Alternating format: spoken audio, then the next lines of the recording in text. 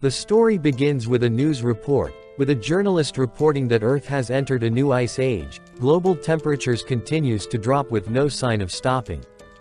He advises the watchers not to lose hope, saying that the government hasn't forgotten about them. As long as they stand together they can overcome the crisis. The scene then shifts to a frozen room full of garbage, where we see see Han Feng looking at a girl knocking on his door and calling for him. He proceeds to open the door to the girl who is called Hyona, asking her what she is doing here and urges her to come inside since it's dangerous outside. She grabs the door and suddenly kisses him. After making out for a bit, Han Feng asks her what's gotten into her. She says that she just realized that he was the one she truly loved and that he's the one she's supposed to be with. She tells him to feel her heartbeat, that she's willing to do anything for him now. Seeing how happy and excited Han Feng is, she asks him to close his eyes. While his eyes are closed, someone behind creeps up at him with a metal bat and hits him on the head. Hyona nervously asks her accomplice if he killed Han Feng, to which he tells her not play innocent and that she knew that Han Feng had to go since there isn't enough food to go around. They proceed to ransack his home while he is dying, his blood covering the floor. The last thing he sees before his vision darkened is the two of them flirting. He thinks to himself that it's all Hyona's fault and if there's a next life, he's done being a lovesick puppy. Then Han Feng sees some lights and tries to reach for it, asking if this is the path to heaven. Once his hand gets close, he starts screaming and everything fades. Han wakes up in a panic. He is confused as to where he is. He looks around the room, then goes out to balcony and looks up to sun, thinking of how warm it is. He checked the date and it's the 28th of June, understanding that he somehow went back in time. The apocalypse starts on July 15th. He feels something different this time. He looks at his hand and it's glowing red. It doesn't hurt, it just feels warm. It doesn't do anything special, so he thought he was imagining things at first. He suddenly sneezed and the glow of his hand changed to green, and gets bigger. In a panic he goes back inside. After a while the glow shrinks. Han Feng thinks that this green glow is erratic, growing and shrinking, not like the red one at all. He plops on his couch completely drained, huffing and puffing. He deduced that it's because of the green glow and tries to extinguish it, but to no avail. He suddenly thinks to himself that this is just like those manhwa stories he read, where the MC is reborn with super cheat powers. Han Feng gets excited holding a kitchen knife with his glowing hand, but nothing happens. His stomach suddenly growls and Han Feng remembers how hungry he was, so he checks the fridge, but it's empty. In his extreme hunger he looks over and sees a jar of roasted soybeans. He then opens the jar and grabs a bean with his green glowing hand, then tosses it into his mouth. But it exploded in his mouth and Han Feng finds glowing plant coming out of his mouth. He takes it out and sees that it's a soybean plant. His hand stopped glowing and he doesn't feel tired anymore. So checks the plant and finds a bean sprout. Starting to understand his power, he decided to study it more. But before that he has to resupply before the apocalypse begins, so he goes out to do so. The city is bustling. While Han Feng is walking, thinking of his powers, he suddenly heard some calling for him. He turns around only to see that bitch Hyona. She approaches him in a friendly manner asking if he's out shopping as well, and it's like fate to run into him like this. He was truly surprised to see her so soon. Hyona, the goddess of his dreams for 3 long years, he had done everything to make her happy, even when he knew he was just a fallback guy to her. But he never would have thought that she would end up getting him killed. Han Feng forces himself to calm down. Now isn't the time to take revenge, he has to secure supplies first. She calls out to him, asking why he's spacing out for. He apologizes, saying he just got lost in the moment since she looked really pretty today. Happy with his compliments, Hyona asks when did he get so smooth, and smirks, putting on a cute expression. She asks him to accompany her to do some shopping, but knowing her true aim of sucking his money dry, Han Feng calmly walks past her saying that he can't today. Hyona was left shocked that her personal ATM actually refused her. Han Feng then goes to a knockoff Walmart, called Waldemar, which is the largest and most well-stocked supermarket in the East region. Of course, when the Ice Age hit, it was cleaned overnight, but nobody knows who did it. Using an apocalypse survival guide he found on the internet, he proceeds to look up what he will need, but after checking his bank balance, he finds out that he doesn't have enough. Right on cue, he receives a text message from a loan company congratulating him on his credit evaluation being approved, which allows him a loan of up to 168,800 yuan. Thinking of good idea, he then proceeds to download many loan apps from different companies since he won't have to pay them back. The apocalypse begins. The scene shifts the Hyona walking gloomily down the street, thinking about how many simps she has, and how dare Han Feng refuse her, a pathetic loser who doesn't even have a car. Hearing a honk behind her, she turns around to see a truck. It stops in front of her, and turn out it's Han Feng acting surprised to see her.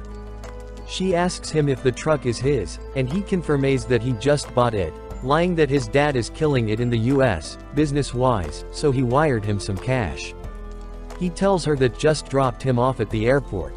Recollecting herself, Hyona was relieved believing Han Feng. She pretends to be sorry about asking him out earlier without knowing. She starts crying, saying that he was cold to her earlier, so she thought that he was ditching her. Han Feng smirks, calling her a silly girl and then pulling her by her waist and lifting her chin up, saying he would never ditch her and that she is too important to him. She smiles evilly, thinking that she still has him in her grasp. She says that he too is special to her and asking him for dinner and a movie today, pretending to want to know him better. But before she could even finish, Han Feng was gone. He went to his truck preparing to start loading off his supplies and telling her that he's too busy. Angry, she asks him why he bought so many things, to which he tells her that it's nothing special, just some things he liked. Not wanting her to find out what he bought, he lies to her, saying he bought her a present. She gets happy and tells him that she's looking forward to it before turning around to leave, thinking she nailed it. Meanwhile, Han Feng thinks to himself that once the apocalypse starts, she would get what's coming to her and the guy who killed him as well. He was starting to actually look forward to the upcoming apocalypse. The day the apocalypse is supposed to happen, there will be heavy snow and the temperatures will plummet to -20 degrees Celsius. Over the next month, temperatures will continue to drop, reaching -70 degrees Celsius. With all the ice and snow, it will be impossible to go outside. That's why he needs enough food to survive. It also needs to be packed and sealed, so that his neighbors don't suspect him of hoarding food. Since the power grid will become extremely unstable, Han Feng bought a generator and enough fuel for a year at least. And since the heating system will stop, he modified his house for independent heating, as well as reinforced the doors and windows while he was at it. By the time he finished getting everything ready, it was July 14th already, just a day before it all starts. Thinking that it's time for the main event, Han Feng goes back to studying his new powers, thinking that it will be necessary for what's to come. Relying solely on the supplies won't be enough, so his power to manipulate plants is his only hope. Looking at a plate full of soybeans he personally created, he takes a spoonful and prepares to taste it to see if it's still good to eat. He thought back to his experiments, but he still can't figure out the trigger to his power. After eating half of his plate, he confirms that it's edible, which proves that his ability can produce food. So the next step is to figure out how to actually use this power and what triggers it. So far Han Feng only tried it on soybeans, so he needs to see if it works with other plants as well. After a long day of experiments, Han Feng passes out, only to wake up late with a headache as a result of overusing his power too much. Before he passed out, he used his ability on different plants, to which some didn't react at all. Some like soybeans would turn in plants while other would just explode. Those that explode turn into substances that look like coal but are very light, which left him speechless. These substances can be used as heat source, so he was content that he won't have to worry about that at least. After that, he continued to try many times, which led him to conclude that the success rate is way too random. He also knew that the key to triggering his powers lies in his consciousness. So he started meditating, imagining himself out in nature. After clearing his mind, he opened his eyes to see that his power indeed triggered, which confirms his hypothesis. He then proceeds to try meat next, to which there was no reaction at all. Getting frustrated, he thinks back to when he was meditating. He could sense two distinct colors, and remembers that he haven't even tried to use the red one yet. So, after trying for a while, he finally managed to activate the red power, which led to the meat morphing that it freaked him out. Studying the result after throwing the disgusting meat, he finds out that it feels like it got cooked or something. After thinking that his power heats things and that all, he shakes his head and affirms that it's more like disintegration. Which means that his green powers represent the evolution of matters while the red one is the opposite, disintegration. He then thinks of combining them and they turn into a bright golden glow, which led to a piece of meat turning gigantic. Inspecting the meat, he confirmed that it looks, feels, and smells exactly like real meat, but even fresher somehow. Happy and confident in himself, Han Feng continues to try to make other pieces of meat big as well for the rest of the day, but they all failed, leaving him frustrated. He decides to forget about it, and figure it out later. Since his day was still productive, Han Feng thinks to himself that if he can master his powers, he will be the man standing at the pinnacle of the apocalyptic world. After thinking for a while, he remembers that food isn't the only thing he needs. He is completely defenseless right now, so he needs to find a weapon before the temperatures go down. After cleaning his kitchen, he looks out the window to see snow starting to fall from the sky. He goes out. He needs a gun, fast.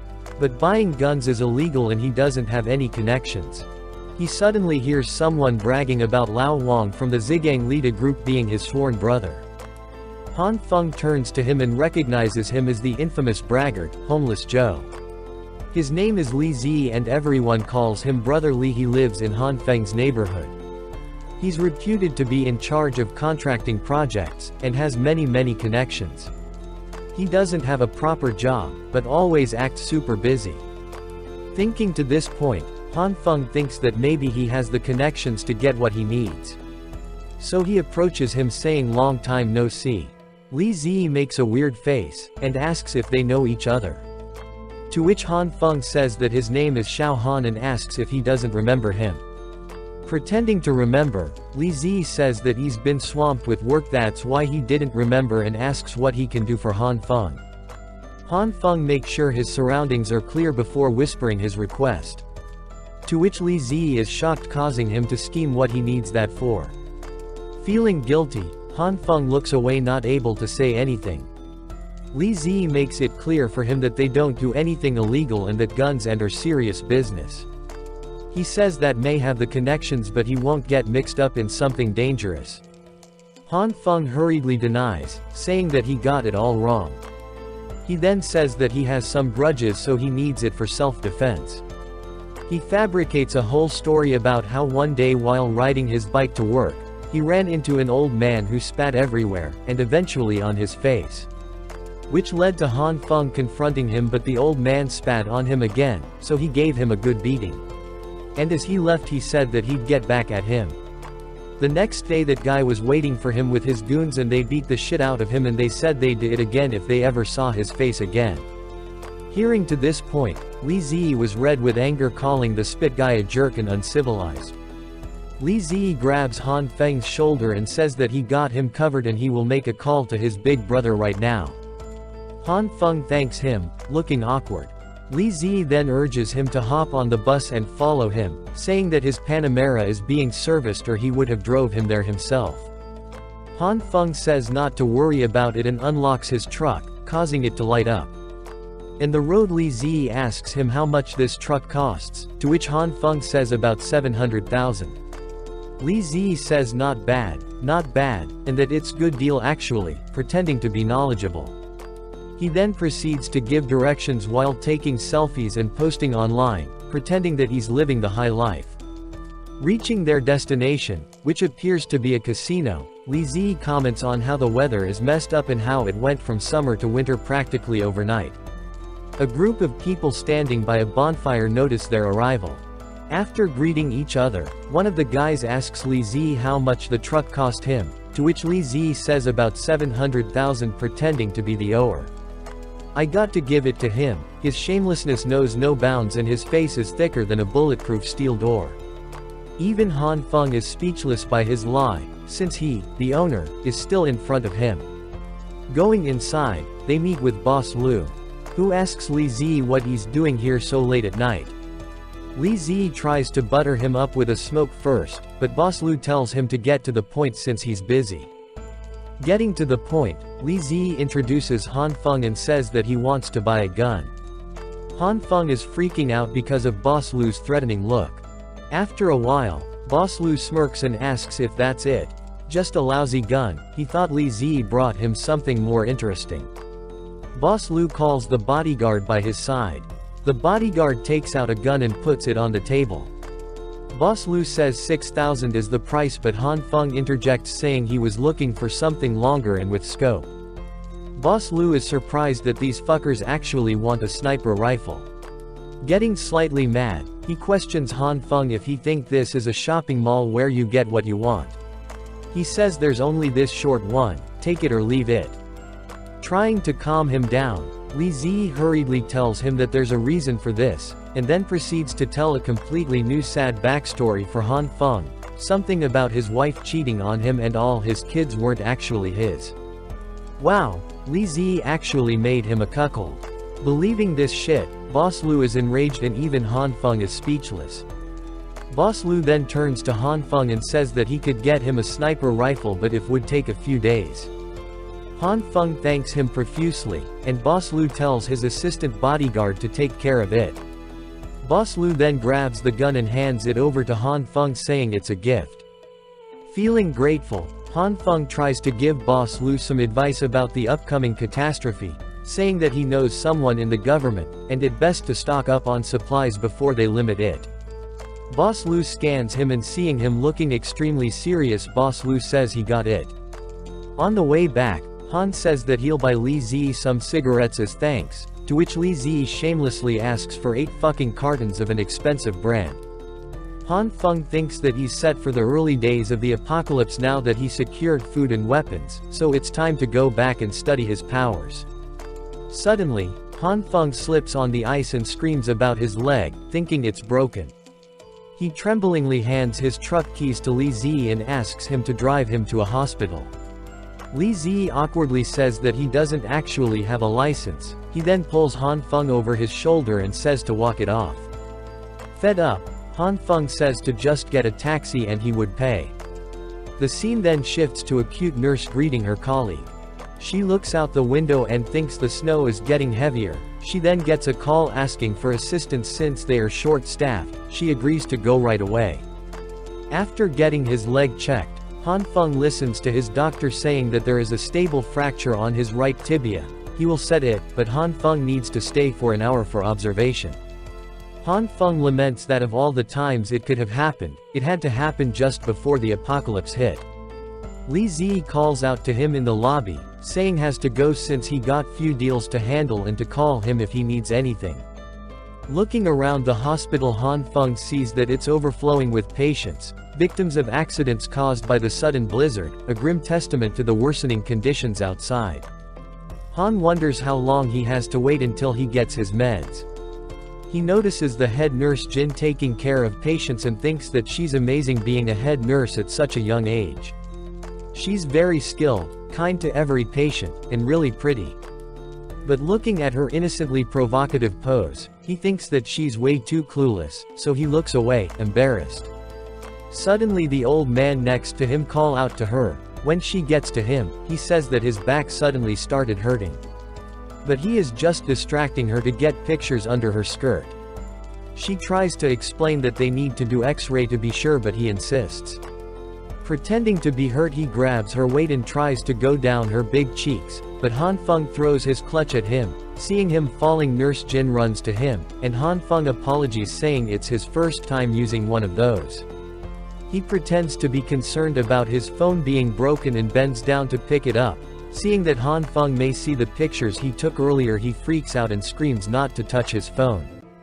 Han Feng looks at the phone, breaking his temporary cast in his agitation.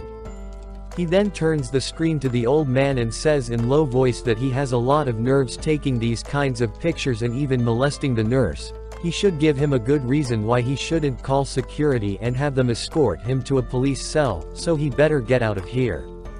And he's not getting his phone back. Han Feng threatens him that the next time he sees his creepy face he would post it straight to the internet.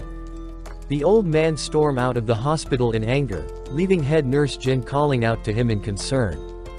Han Feng is speechless at how naive she is, so he explains what the old pervert did to her, leaving shocked since she didn't even notice. Han Feng gives her the phone and tells her to decide what to do with it, whether to wipe the pictures or call the cops. He tells her that she should be more careful so perverts don't take advantage of her. She thanks him but asks if his ankle isn't injured, which made him remember his pain causing him to scream. After she finished bandaging his ankle, Han Feng thanks her saying it doesn't hurt it anymore.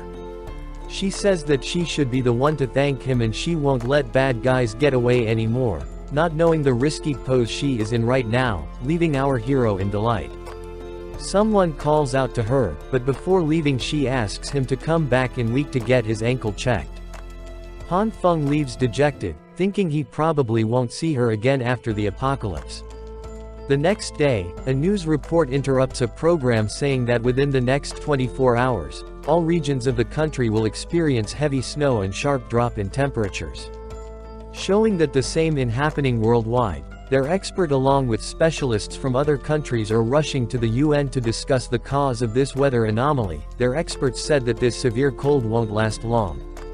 But they should still pay attention to disaster warnings in their area and follow the arrangements made by the local government. The reporter urges them to stay calm and not spread rumors and refrain from hoarding supplies. Meanwhile, our hero is in his warm apartment casually chilling on his couch with a glass of wine in his hand, thinking how typical of the government to be lying again, feeding them with false hopes to keep them from panicking. If he hasn't died and came back, he might have believed them, but he knows better so this time he is prepared. Supplies are fully stocked. The house is reinforced and the heating system is working fine, so he doesn't need to worry about survival for now. Suddenly, his phone notification rings. He checks his phone and sees the complex residents group chat. They are discussing the snow in Egypt and how freaky it is to have snow in June. Others are panicking, saying they are freezing to death and can't go out since the snow is too deep. Then some anonymous person calling himself mysterious person says that the snowstorm wasn't caused by normal weather patterns but by something within the earth itself. He says to remember his words and that the Ice Age apocalypse is about to begin. Han Feng is surprised thinking who is this guy and how does he know about the apocalypse. So he should be mindful of this mysterious person. People on the group chat start telling the property management to clear the snow so that they can buy supplies before they ran out. The scene then changes to a chibi representation of the group chat with people screaming at the management to give them an explanation. One of the management says that the snowstorm is really too heavy and there isn't much they can do. The residents then start to demand refunds. Meanwhile, Han Feng thinks this is completely meaningless. The snowstorm isn't something humans can deal with. Suddenly, a bespectacled man called Zhang Shuiyu tells them to stop fighting. He explains that even if they clear the snow out, it would pile up again in no time, so instead of fighting, everyone should help clear it, not take out their frustration on the management people. Some people start to question who the hell is he to start lecturing them. Is he the owner and why speaking on their behalf? To which he responds that he is not speaking on their behalf, he is just speaking objectively and realistically. They ask him what they are supposed to do then and he says that driving to supermarket is impossible since even if they clear the roads in their neighborhood, who can guarantee that the roads outside are clear? So he suggests to walk over. If they accept he would go down and help the management to clear the footpaths. Thinking about it, Han Feng seems to have some recollection of this owner Zhang. In his previous life, he was a lively person. Someone pops up in the chat and says that those WHL want to go out should clear the roads and those who don't should just shut up. Our boy Li Zi pops up saying he is down to help since he needs to accompany his brother to discuss business worth a few million. Han Feng immediately recognized him. People started to volunteer to help as well. Even a kitten that I assume is Nurse Zhan pops up willing to lend a hand despite her weak strength. Bitch Hyona shows up as well, saying that although she had the flu these past few days she will help as well. Her simps flock to her saying that there are many men here, how could they let their Hyona go, she should just stay home and recuperate. Han Feng logs off thinking that Hyona is really good at putting on an act. He checks his messages with Hyona to find a few texts asking if he's busy, and that he said he would contact her but never did, so she's still waiting. She then tells him when he comes to her, he should go to the supermarket and buy her more and more food. She even sends him a slightly provocative selfie to try to seduce him even though it's really cold. But Han Feng isn't having any of that. He thinks of what to say to her and finding the perfect answer he texts her, and then we see her cursing him while stomping her phone. It is now the third day since the temperatures plummeted and it's minus 20 degrees. In the early stages of the apocalypse, the heating system was still working just fine for everyone. They still had the internet, so most people just went on their lives as usual. Even Han Feng can only scroll through videos to pass the time. It's only the second day and he's already bored. He figures out that the biggest problem of the apocalypse is learning to endure loneliness. His leg isn't doing too good either. A broken bone needs at least a few months to completely recover. He watched a documentary about a man who jumped from the 15th floor, and when sewed up his wounds they discovered that his damaged internal organs and bones had started to regenerate. Watching to this point, Han Feng suddenly thinks of using his green powers on his leg. He tries again and again but it didn't work, so he thinks that he is just overthinking it. He thought his green light could help his injury recover faster. Soon after, he fell asleep where he dreamed of being a tribal chieftain, taking his sheep for a walk, but suddenly the goat he was riding throws him off. He cracks his leg on landing, he starts trembling from pain. Then a goat starts to lick his injured leg. He tries to push it off but the goat gets pissed and stretches his tongue like a frog to wrap around his leg. A green glow suddenly envelopes the tongue and soon after Han Feng wakes up in a panic. He thinks to himself what's with the hideous and messy dream, but then notices his injured leg glowing green. He stands up and presses his leg, but it doesn't hurt anymore. He asks himself if the green light only helps while asleep, so decides to injure himself to test it out, but reluctant to inflict any real damage, he proceeds to slightly injure his finger. He then activates his power and notices the change. Outside, we see the residents clearing the snow and Zhang Shuiyu, the bespectacled man, acting as the leader. He apologizes to an old man called Uncle Lu for troubling him in such heavy snow. Uncle Lu says that he didn't do much and that it was mostly thanks to the Jin brothers, who blush slightly. Then we see Nurse Zhan slipping on snow. The Jin brothers rush towards her with concern, asking if she is alright. She grabs their outstretched hand and thanks them. After getting up, the brothers say that they will go clear the main path first and to call for them if she needs any help. She assures them, saying to go ahead and that she can handle it herself. Zhang Shuiyu tells Uncle Lu that the snow is getting heavier, so they need to speed things up when purchasing supplies later, to which Uncle Lu agrees. Uncle Lu then seems to remember something at the mention of supplies. Zhang Shuiyu asks him what is it, but Uncle Lu says it's nothing significant. He says that he heard that, for the past few days, an owner in their neighborhood has been bringing back supplies on a small truck like he's moving houses. Zhang Shuiyu questions what's abnormal about that. Since it's a common sight, perhaps it's someone who just moved in or someone whose house is undergoing renovations. Uncle Lu says that he saw gas tanks and a fireplace, that it doesn't seem normal for a person moving in. As if trying to hint at something, he says it's as if he's making preparations to get through winter. Their discussion is interrupted by the brothers saying that the main path has been cleared, so they should be able to go out now. Some guy pops up, saying that what they are talking about, making preparations to get through the winter, sounds interesting. He then gets hit in the back of the head with a snowball. Lu Yan tells him to get back to work and stop wasting time. He says angrily that he obviously did everything alone while she was just watching from the side. She puts up a hand telling him not to point at someone when he speaks. Zhang Shuiyu stops their quarrel, mentioning that the main path has been cleared. He then calls out to everyone to stop so that they could go to the supermarket to buy their supplies. Uncle Lu asks on his thoughts on the matter, and if it's related to this snowstorm. After thinking about it, Zhang Shuiyu says that he is not too concerned about it. That it's just a brief snowstorm and it will stop very soon. And that even if they take a step back and assume that won't stop, if someone in their neighborhood possesses a huge amount of resources, isn't that a good thing for their neighborhood? Uncle Lu laughs it off, saying that the young ones really use their brains more.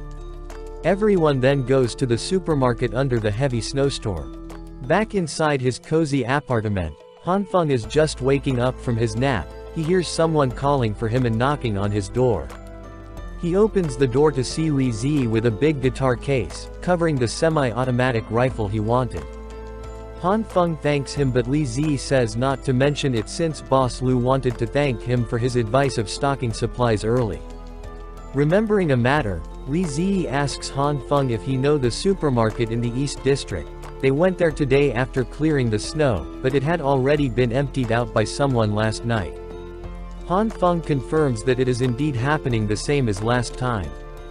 After bidding farewell to each other, Hanfeng goes back inside with his new rifle, thinking of how can someone be capable of secretly emptying an entire supermarket in one night.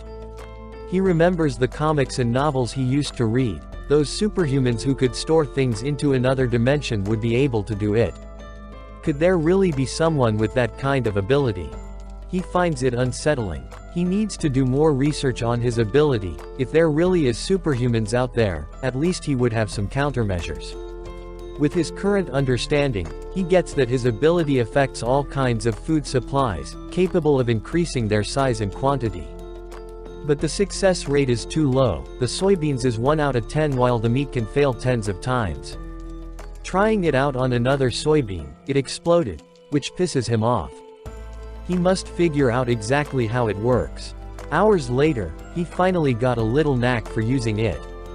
When using his green light, the energy isn't constant. Each type of food has their own corresponding energy values, which results in failure if it's wrong. He finds it like a rhythm game, similar to a dancing game that was popular decades ago. If the energy values are like the directional input keys, then the energy inputs have to be correct for every second. Lastly, he has to pinpoint the critical point. And so, he finally succeeded in triggering a plant growth. Next, he starts to experiment on meat. The principal theory shouldn't be too different. Firstly, he tries to grasp the energy values that meat requires. The time needed seems to be longer than vegetables. He fails, but keeps trying again and again until he gets pissed off at the difficulty being too high. He keeps trying, his kitchen full of black waste, until finally he succeeded in enlarging a chicken leg. He smirks but soon after collapses from hunger and fatigue. But he finally found the synthesis method for meat. On the TV, the news report is covering the ongoing snowstorm, calling the worst snowstorm of the century. The reporter then says that to ensure standard basic living for everyone, defenses and measures have been taken for all locations, and that due to the snowstorm all traffic, electricity and networks are starting to break down, so people should patiently wait for maintenance support staff. The government is supposedly delivering resources to affected areas. Hanfeng thinks that it's the same as last time with everything starting to collapse. He stretches out before his phone rings. He unlocks his phone and sees the group chat is full of people quarreling. He logs in to see an intense quarrel and deduces that they must have seen the news and are panicking. Some believe in waiting for support, while others are arguing while thinking of how to save themselves. Uncle Lu asks them if they really believe the news, that if things were under control like they said, then support teams would have arrived long ago. But up till now, they have not seen a single truck filled with resources coming to support them. Rather, he heard his friends say that a lot of armored vehicles, tanks and heavy weapons are heading towards City A, so there's only one possibility left: war. While people are panicking after listening to Uncle Lu, Hanfeng thinks that heard the same thing in his past life. Zhang Shuiyu pops up saying that if Uncle Lu's guess is correct, then they have to start taking measures to save themselves. He says that there are some owners in the neighborhood who have run out of food because they didn't hoard enough. Moreover, they don't know when support will come. So he thinks that they should start organizing themselves first and help those owners who are facing difficulties. He suggests that owners with ample food supplies donate some of it to support those who are running out. He says that he will personally donate half of his food supplies. Whoever needs it can come look for him anytime. The guy from earlier agrees with Zhan, saying everyone in their neighborhood should help each other out. He then turns to Hyona and asks if she will be donating too. Hyona curses him inside her room, saying that there were so many people there but he still had to ask her. She thinks it's because she rejected him before. Inside the group chat she apologizes, acting sad. She says that she doesn't have any food to spare. Her white knights rush to her rescue saying she doesn't have enough for herself so they should ask someone else. The guy says that he didn't know that, he just wanted them to unite and help each other and that if they can't guarantee true unity he won't be donating. Some people start volunteering to donate food, clothes and medicine. Zhang Shuiyu expresses his thanks in place of those homeowners and suggests they appoint someone to take charge of this. It will be an interim emergency committee that they will establish themselves to be responsible for the planning and support of donated supplies. Han Feng remembers when this committee happened in his last life. It was just a scheme to take other people's resources. On July 19th, the 5th day of the apocalypse, the temperatures have already dropped to -40 degrees. The central heating system is no longer working due to the extreme weather. Everyone is thinking of ways to keep themselves warm and maintain their body temperature. It's the same as his last life. The situation will only continue to get worse, except for Han Feng of course. He is chilling on his couch playing some zombie game with food and snacks all over the table. His phone rings, so Han Feng answers it. The call is from the owner of 1801 and he seems to be in charge of Block 8. He tells Han Feng to go with others to clear the roads in 20 minutes. Han Feng listens half-heartedly, but soon gets pissed off. The snow is so heavy outside, are they blind? But he still decides to go down so as to not have a fallout with his neighbors. He has to lower the possibility of them finding his secrets to the lowest. But the snow has already sealed up the floor entrance. The neighbors start cursing, saying that they cleared it just yesterday and that they never saw snow pile up that high before. Someone suggests pushing the door open first. They ask Han Feng for help pushing the door, so he agrees. Opening the entrance door with difficulty, they start shivering from the cold. Han Feng thinks that they will get serious frostbite if they go out in this weather, they might even die. Someone behind verbalizes his thoughts. And others refuse to go out in this weather. Suddenly someone says that he's here, and Han Feng recognizes the voice. Turns out it's Li Zi, calling them cowards. And that they should have an imposing attitude. Someone tries to dissuade him saying that it's too dangerous. Someone else says they should wait for the snow to stop first. But Li Zi continues to claw his way out of the snow. He continues to dig into the snow full of determination until he disappears completely under it. Then, he started screaming for help. After barely dragging him back in, they close the entrance door. Han Feng asks Li Zi about his condition to which he couldn't respond. So Han Feng turns to everyone and says that they should go to the car park to see the person in charge and sign their attendance first. They can decide what to do after the snow stops. Since with this snowstorm, it's no longer a situation that can be solved with manpower. After telling the person in charge of this matter, Zhang Shuiyu says that the snow is indeed too heavy, so they should wait for the snow to lighten up before they start clearing. Also, the basement car park will be designated as the donation and collection point of resources. Han Feng confirms the face of Zhang Shuiyu as the one spearheading the establishment of the scam committee. Zhang Shuiyu expresses his thanks to everyone who was willing to donate. The residents think that it's natural that they would help and that as long as they are united, they will be able to get through any crisis, not knowing that they are being scammed, and Han Feng thinks they will regret it soon. Shivering, Li Zi bids farewell.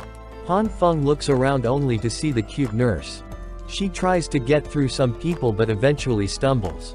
Han Feng grabs her shoulders to prevent her from falling and asks if she is alright. She thanks him and then recognized him.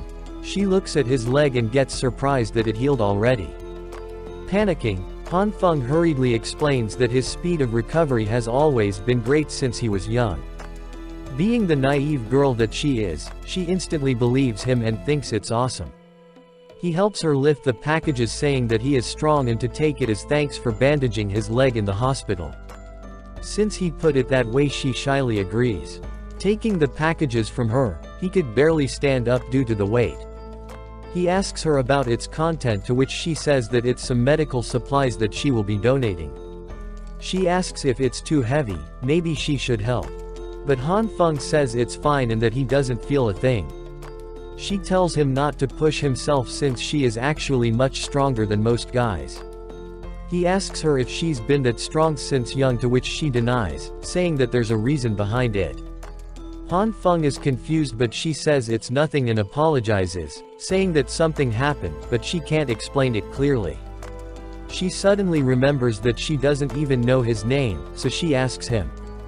He tells her his name and she says that she is called Jin Shui and it's nice to meet him. She asks what he does for work, to which he says unemployed. She exclaims in surprise. Then someone bumps into her, causing her to fall on his arm. Feeling her soft curves, he blushed profusely. She quickly apologizes, to which he is of course fine with it. Suddenly Hyona calls out to him, asking why he didn't tell her he was here. Not knowing his dissatisfaction, she hugs his arm and asks about his friend. Misunderstanding their relationship, Nurse Jin hurriedly grabs her boxes and bids them goodbye, not wanting to disturb them. Han Feng asks what Hyona is doing down here. She says that she came to receive supplies, and since he didn't contact her, she was worried that something happened to him. He says that he was just about to text her. She pretends to be angry, calling him a liar and saying that she saw him happily chatting with that lady just now. Changing the subject, she asks if he has any food supplies at his house and to spare her some since she almost ran out.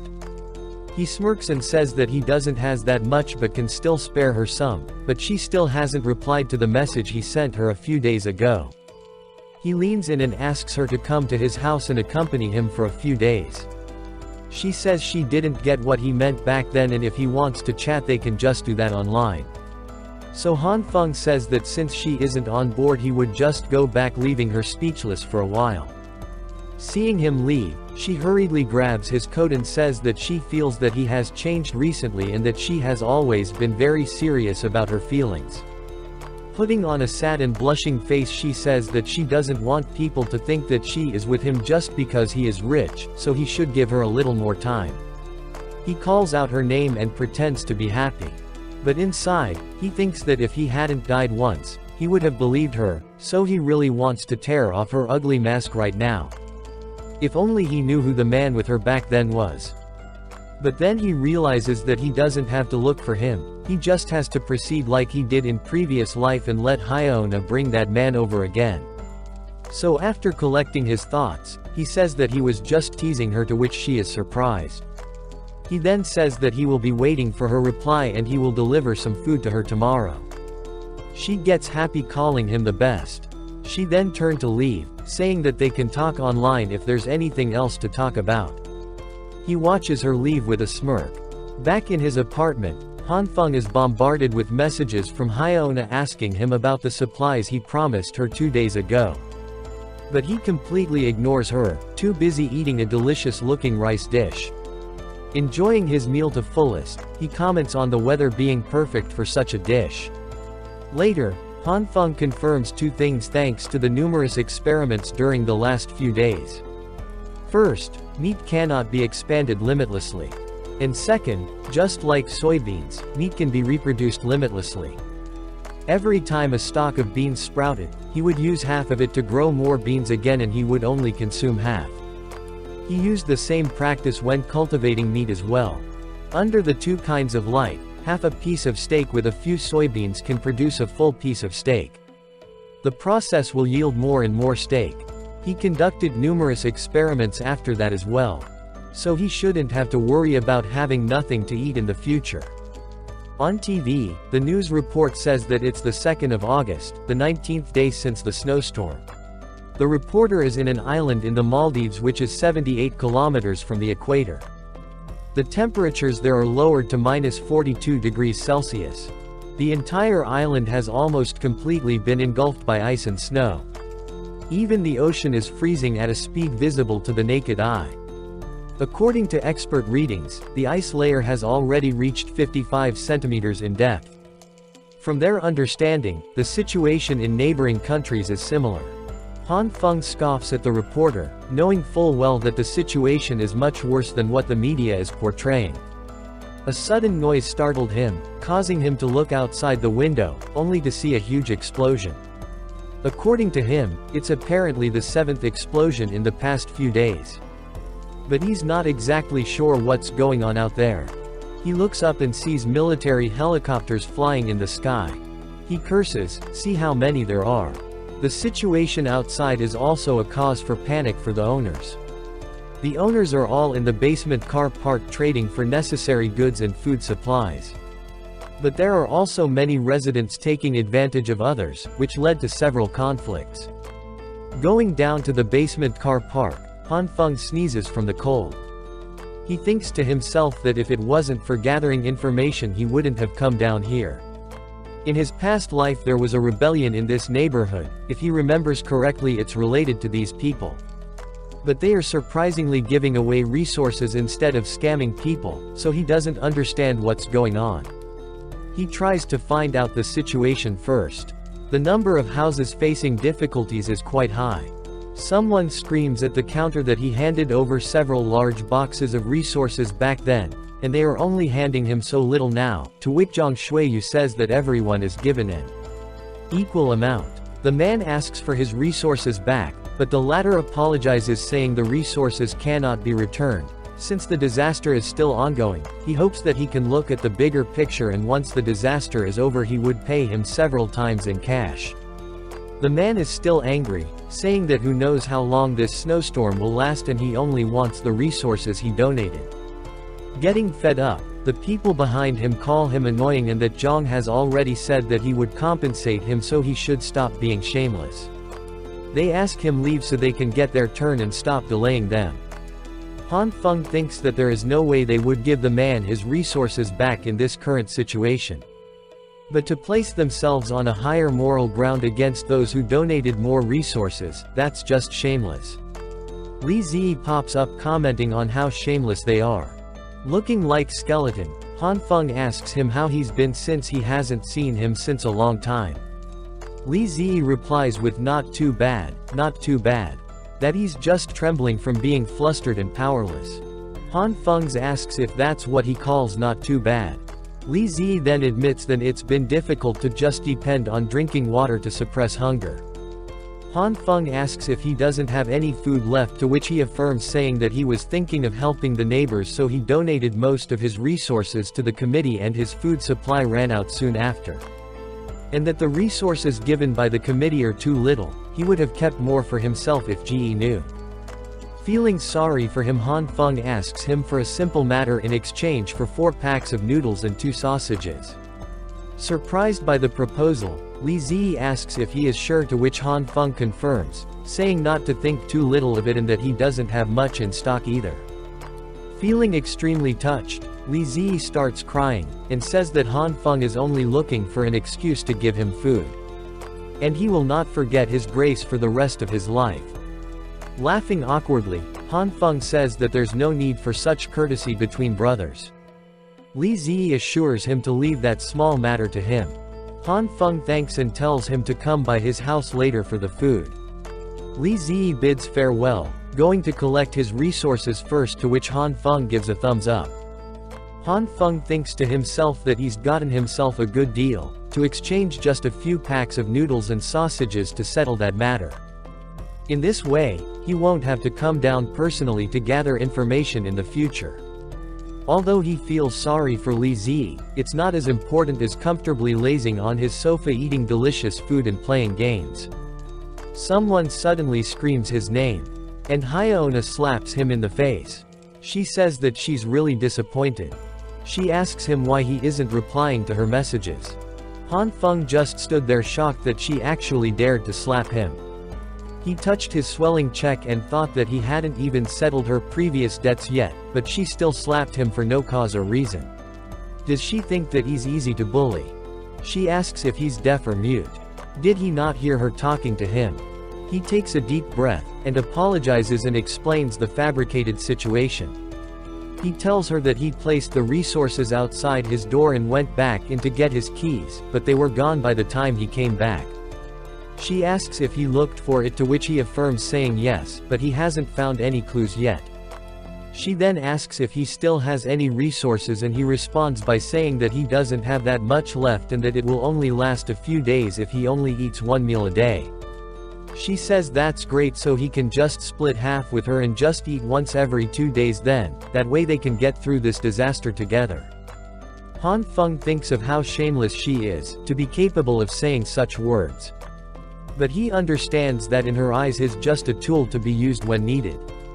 He agrees, saying that promised her after all. She happily thanks him and asks if he can bring it to her right now. He says that he will do it at night and send her a message when he's done packaging them. She agrees to wait for his message before turning around to leave. Later that night, she keeps texting him about his whereabouts. She's waiting for him in the lobby and she's shivering from the cold, but she got no reply from Han Feng. She clicks her tongue and asks herself what he's doing right now and why isn't he replying or picking up her calls. He wouldn't stand her up again, would he? The elevator stopped working, so she looked up the stairs and decided to go up to his house. She curses him, saying that if it wasn't for his resources she wouldn't be looking for him. She gets tired, thinking of how she's been starving the last few days. Almost there, she noticed that the lights are broken and then she hears a noise, so she asks who's there. But what comes at her from upstairs is a full garbage bag that hits her right in the face. She calls out to Han Feng, who pretends to be sorry since he fell asleep and just saw her messages and was coming down with the resources. He says he didn't expect the lights to get switched off, so he ran into a railing and dropped the flour. She asks if he's a pig who can't even do such a normal thing properly. Looking at her trying to clean herself, he thinks to himself that this is something he prepared especially for her. He hands her a bag with what he says are his last resources. Looking inside, she only sees moldy food. So she asks why they look like moldy trash. To which he says that he had to eat carefully to keep so much of these leftovers in stock. Commenting on how dirty they look, she questions if it's even edible. So he tells her that if she doesn't like it she should just give it back. She hurriedly hides the bag, saying that she didn't say she didn't want it. Looking at her now, Han Feng laments the time when this thing was the goddess that he was pursuing with all his might. Commenting on how she should be able to eat the food after peeling the mold with a knife. She turns to Han Feng and snatches the bag that contains flour. She gets happy seeing that there is still half of it left. Looking at her retreating figure, Han Feng thinks that this garbage should be enough to give her an upset stomach for a few days. And since she can't even shower in this weather, she could only leave that flour all over her for a while. Turning to leave, someone seems to be looking at Han Feng.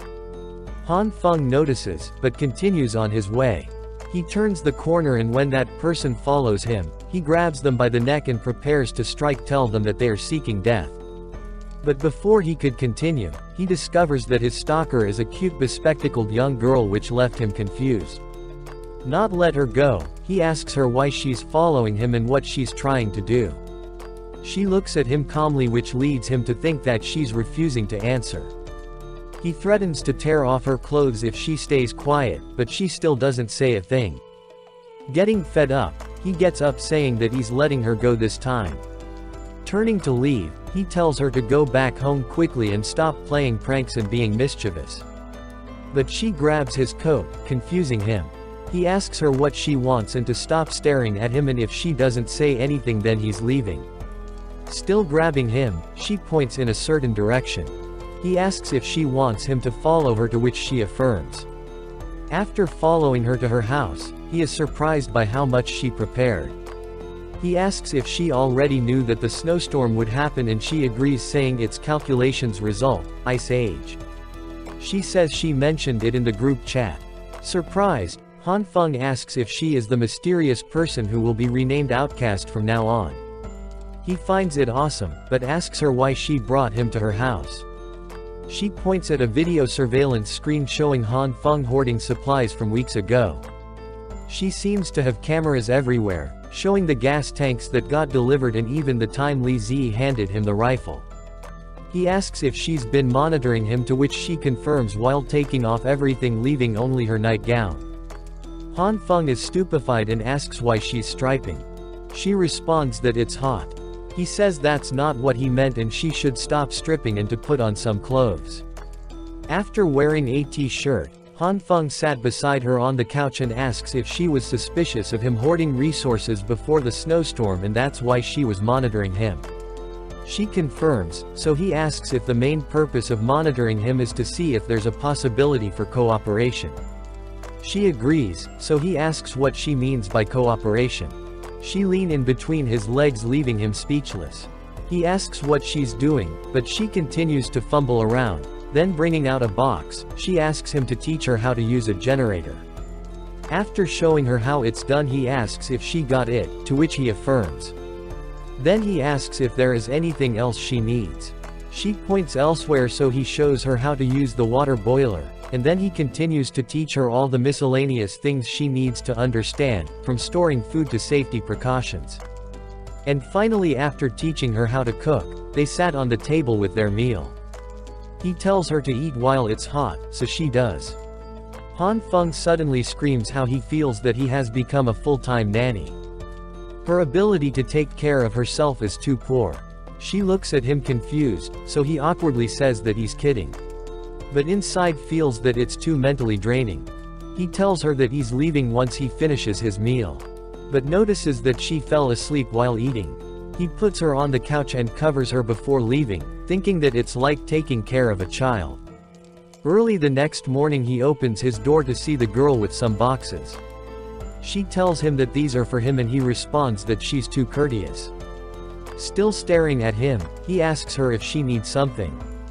She asks him to teach her how to use the generator again, to which he reluctantly agrees.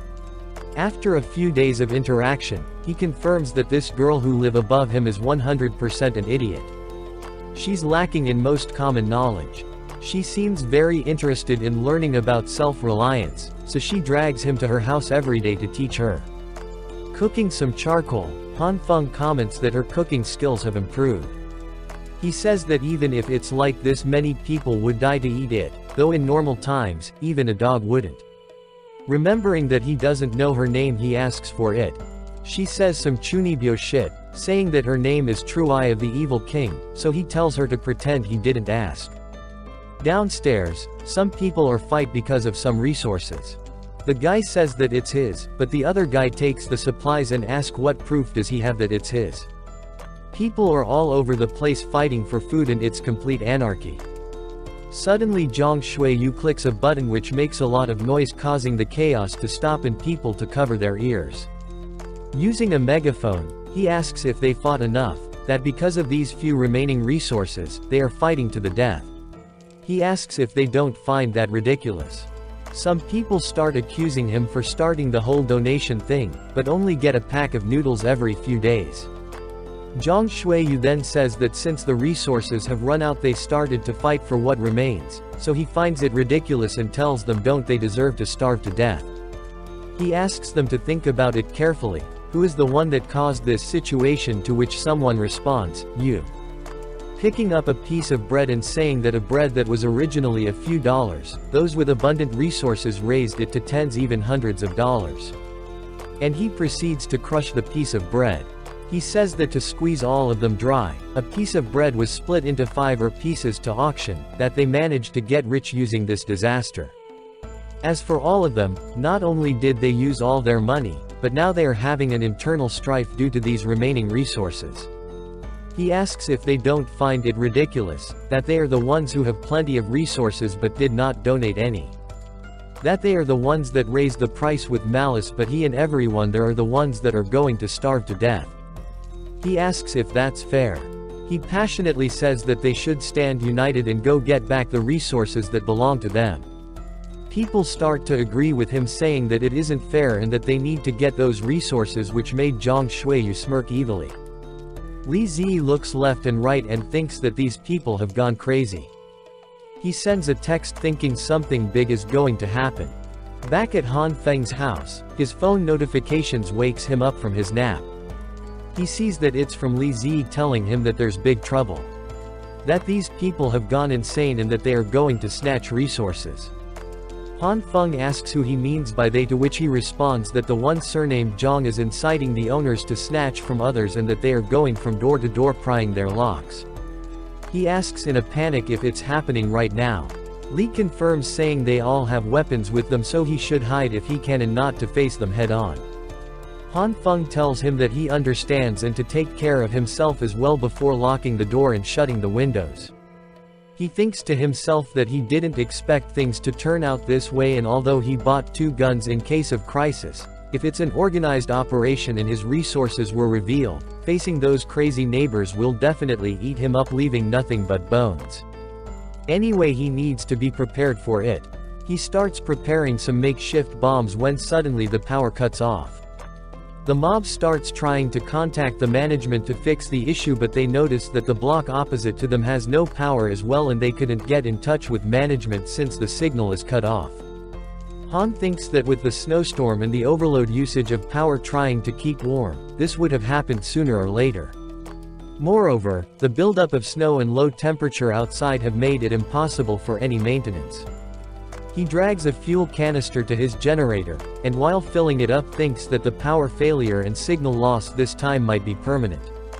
He tries to start off the generator, thinking that once the residents realize that the power is never coming back, their feelings of panic will lead to an even more serious rebellion, and that's when the real hell begins.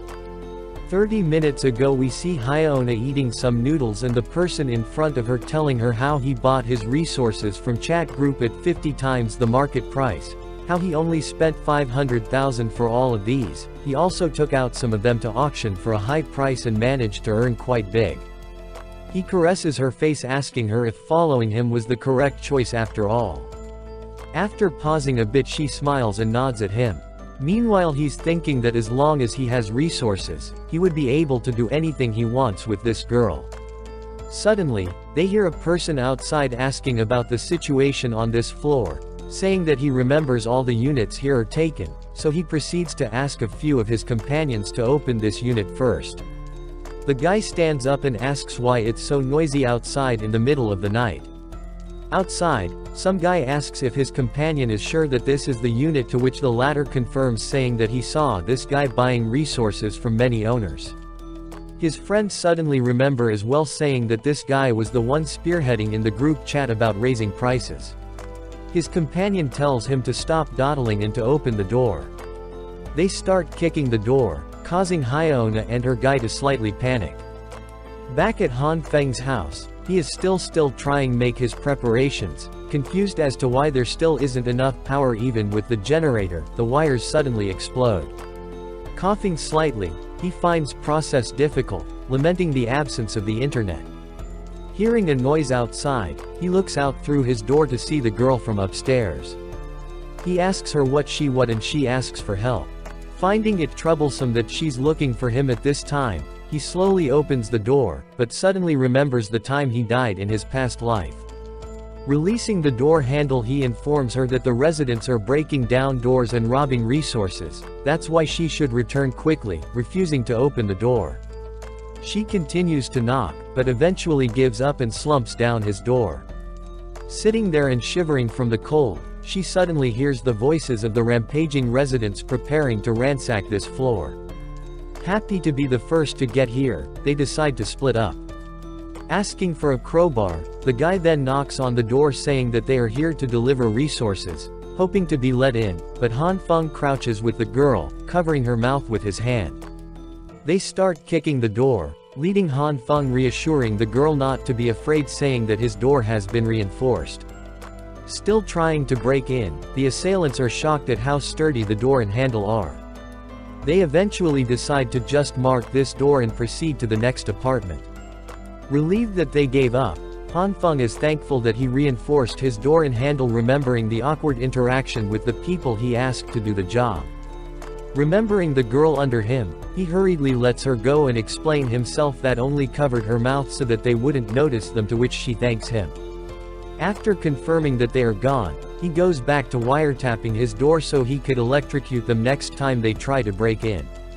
She asks him what he is doing, to which answers that it's an electrocution defense measure, that she wouldn't understand even if he explained it to her, since even he doesn't completely get it, or else he wouldn't be having trouble installing it. She proceeds to describe the device, leading him to ask if she knows it. She says it's simple and that he should just cut off the power supply, wrap the bare wire from the cable around the door handle and to make sure not to touch it. After that he should connect the wire from the circuit box to the door handle and then turn on the power supply. Following her instructions, Han Feng is surprised that it actually worked. He asks how she knows this stuff. She says that the eye of the evil king possesses the power to see the truth of everything in the world, to which he stops her, telling her to pretend he didn't ask. He then asks the reason for her visit. Taking out some stuff from under her clothes, she says that she is staying here, leading Han Feng to quickly turn to her and asking what she's talking about, and that he refuses and she should just go back to her house. He starts walking towards her but suddenly trips on some wires. He falls forward, his hands somehow glowing purple. He tries to stand up only to notice that his table has turned soft. That's when he notices the purple light and thinks that it's probably because of it, even his toolbox became soft. He deduced that this light turns things soft, but he suddenly remembers the girl, so he turned to her only to find her staring at him. In his stupor he completely forgot that she was here. She stands up in excitement, asking if he is also an emissary chosen by the true eye of the evil king, which leaves him confused. He decides to go along with that story, saying that he is indeed a subordinate chosen by evil king. That's why unusual phenomenons sometimes happen, while inwardly thinking that this girl's brain circuit is weird, so he thinks he could fool her. Happy, she raises her hand, saying that as fellow emissaries, they should help each other, and he ought to share his apartment with her. He starts trying to dissuade her, but she is already gone, so he decides to leave her be for now. Going back to the main topic at hand, he thinks of the purple light he used. Thinking that it turns things soft, he thinks that maybe the lights he can produce are more than just two kinds. He just hasn't discovered them yet. The purple light appeared when he tripped and almost crashed into the coffee table. He tries to recall the feeling, and it works. His hands started glowing purple. He tries it on the cable, and it works. Then he grabs a butcher knife and finds out that it works on steel as well, turning it into a substance similar to jelly. He tries it on many other materials and discovers that the longer he uses the purple light, the softer they become. Other than that, there's no other changes. Thinking that it's kind of useless, he thinks of combining it with another light. He tries it with the green light on the jelly knife and shouts Bankai as if in Bleach, and the knife turns back to normal. After trying it on some paper towels, he discovers that he can change the toughness of an item at will. Moreover, the toughness is a bit extreme, which leads him to think of something. Back outside, we see two people talking.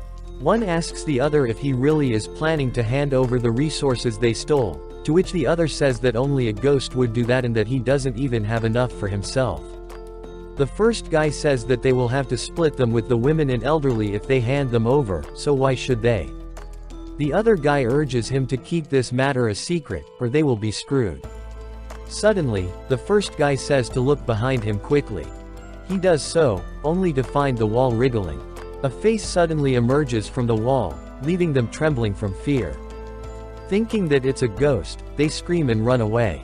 Getting suffocated, Han Fen pulls his head out of the wall and thinks that applying his powers to the entire wall is too strenuous. Turning the wall back to normal with some extra toughness, he thinks of testing it out.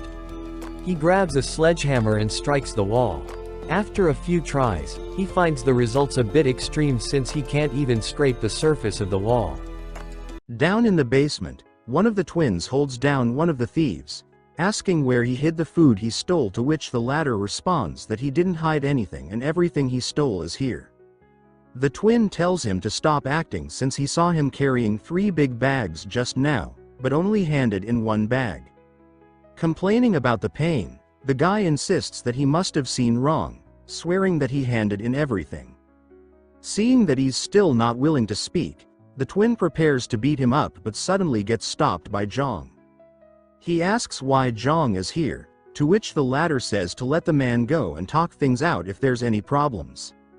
He tries to reject, saying that this fellow is secretly hiding the food that's for everyone, and Zhang says that he knows and to leave this matter to him with a benevolent look. The twin agrees and roughly lets go of the man, saying that he's giving face to Mr. Zhang by letting him go. Zhang stretches his hand to the man and asks if he's okay, which made the man feel guilty.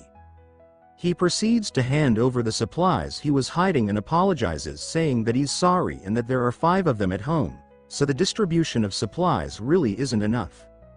Zhang hands him some extra food, saying that it's his own share for today, which takes the man by surprise. Zhang tells him that rules are rules and he must hand over the things he collected, then receive the rations according to the number of people in his household, but he understands his difficulties as well. The man tears up and starts shaking with emotions. He thanks Zhang with a trembling voice and says that if there's anything he needs in the future, he is at his service. Zhang simply tells him to inform him if he's facing any difficulties. He turns to the rest of the onlookers and tells them that they should receive their resources and go back home for today. Everyone to which they agree. Taking their share of resources, the twins ask him how he managed to get him to hand over the resources willingly when he was so adamant before, and why he even gave him his own share, to which Zhang responds that he didn't do much, he simply helped him understand a simple principle. They ask what principle, to which Zhang says that in the history of country M, there were multiple times when a riot happened due to the clashes of benefits between social classes, but the nature of these riots has been defined as a social collective behavior. As long as you are not arrested on the spot, the participants will not be convicted. So all he did was inform him that, if he breaks the rules, the collective will no longer accommodate him, then he will become nothing but a robbing criminal. And let's not talk about whether he will be dealt with by the law after the disaster is over. Even before that, he will have to face the revenge of the owners that he stole from.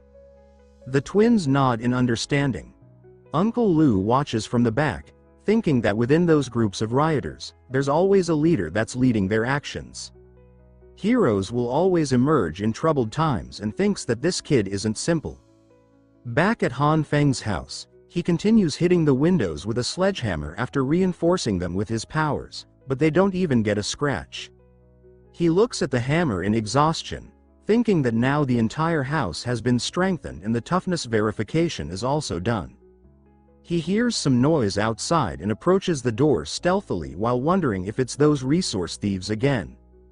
He asks who is it and looks through the peephole. He sees Hyona, who says it's her and she thought it through these past few days and cannot betray the feelings she has towards him. She continues saying that you can only understand someone's heart during difficult times. Only someone who truly loves her will invest in her unconditionally, and if he doesn't believe her, he should open the door and feel her heart. This situation reminded Han Feng of what happened in his past life, and it's the same exact words as that day as well. Which means that outside the door, other than her, that man is also here. He rushes to his rifle, thinking that finally the moment he was waiting for is here. He will just use the gun to kill this dog couple directly. But then he suddenly stops, thinking that there's no electricity right now. The enemy is hidden in the dark while he is out in the open. If he can't kill them in one hit, then it's possible that he might be the one to die, and if he were to use the electric shock, then he needs trick them into touching the door handle at the same time, which is practically impossible. Moreover, he has no idea at all about the effects of the electric shock. He takes a deep breath and tries to calm down. This the moment he's been waiting for, which is even more of a reason not to lose his calm. He tries to analyze the situation. The one with higher threat isn't Hyona but the man that's hidden in the dark, so he must instantly locate him and give him a fatal blow when he steps out, but wonders how to locate him while still in the house.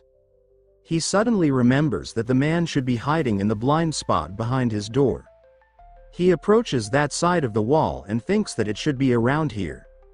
Although it might take some time, but it might just work, and he uses his purple power. Outside, Hyona is still calling for him.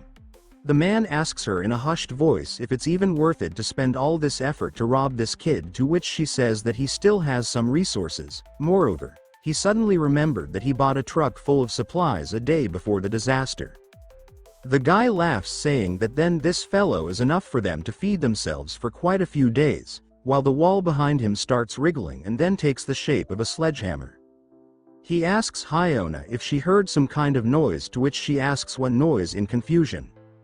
He responds that he seems to hear something from behind him and turn around.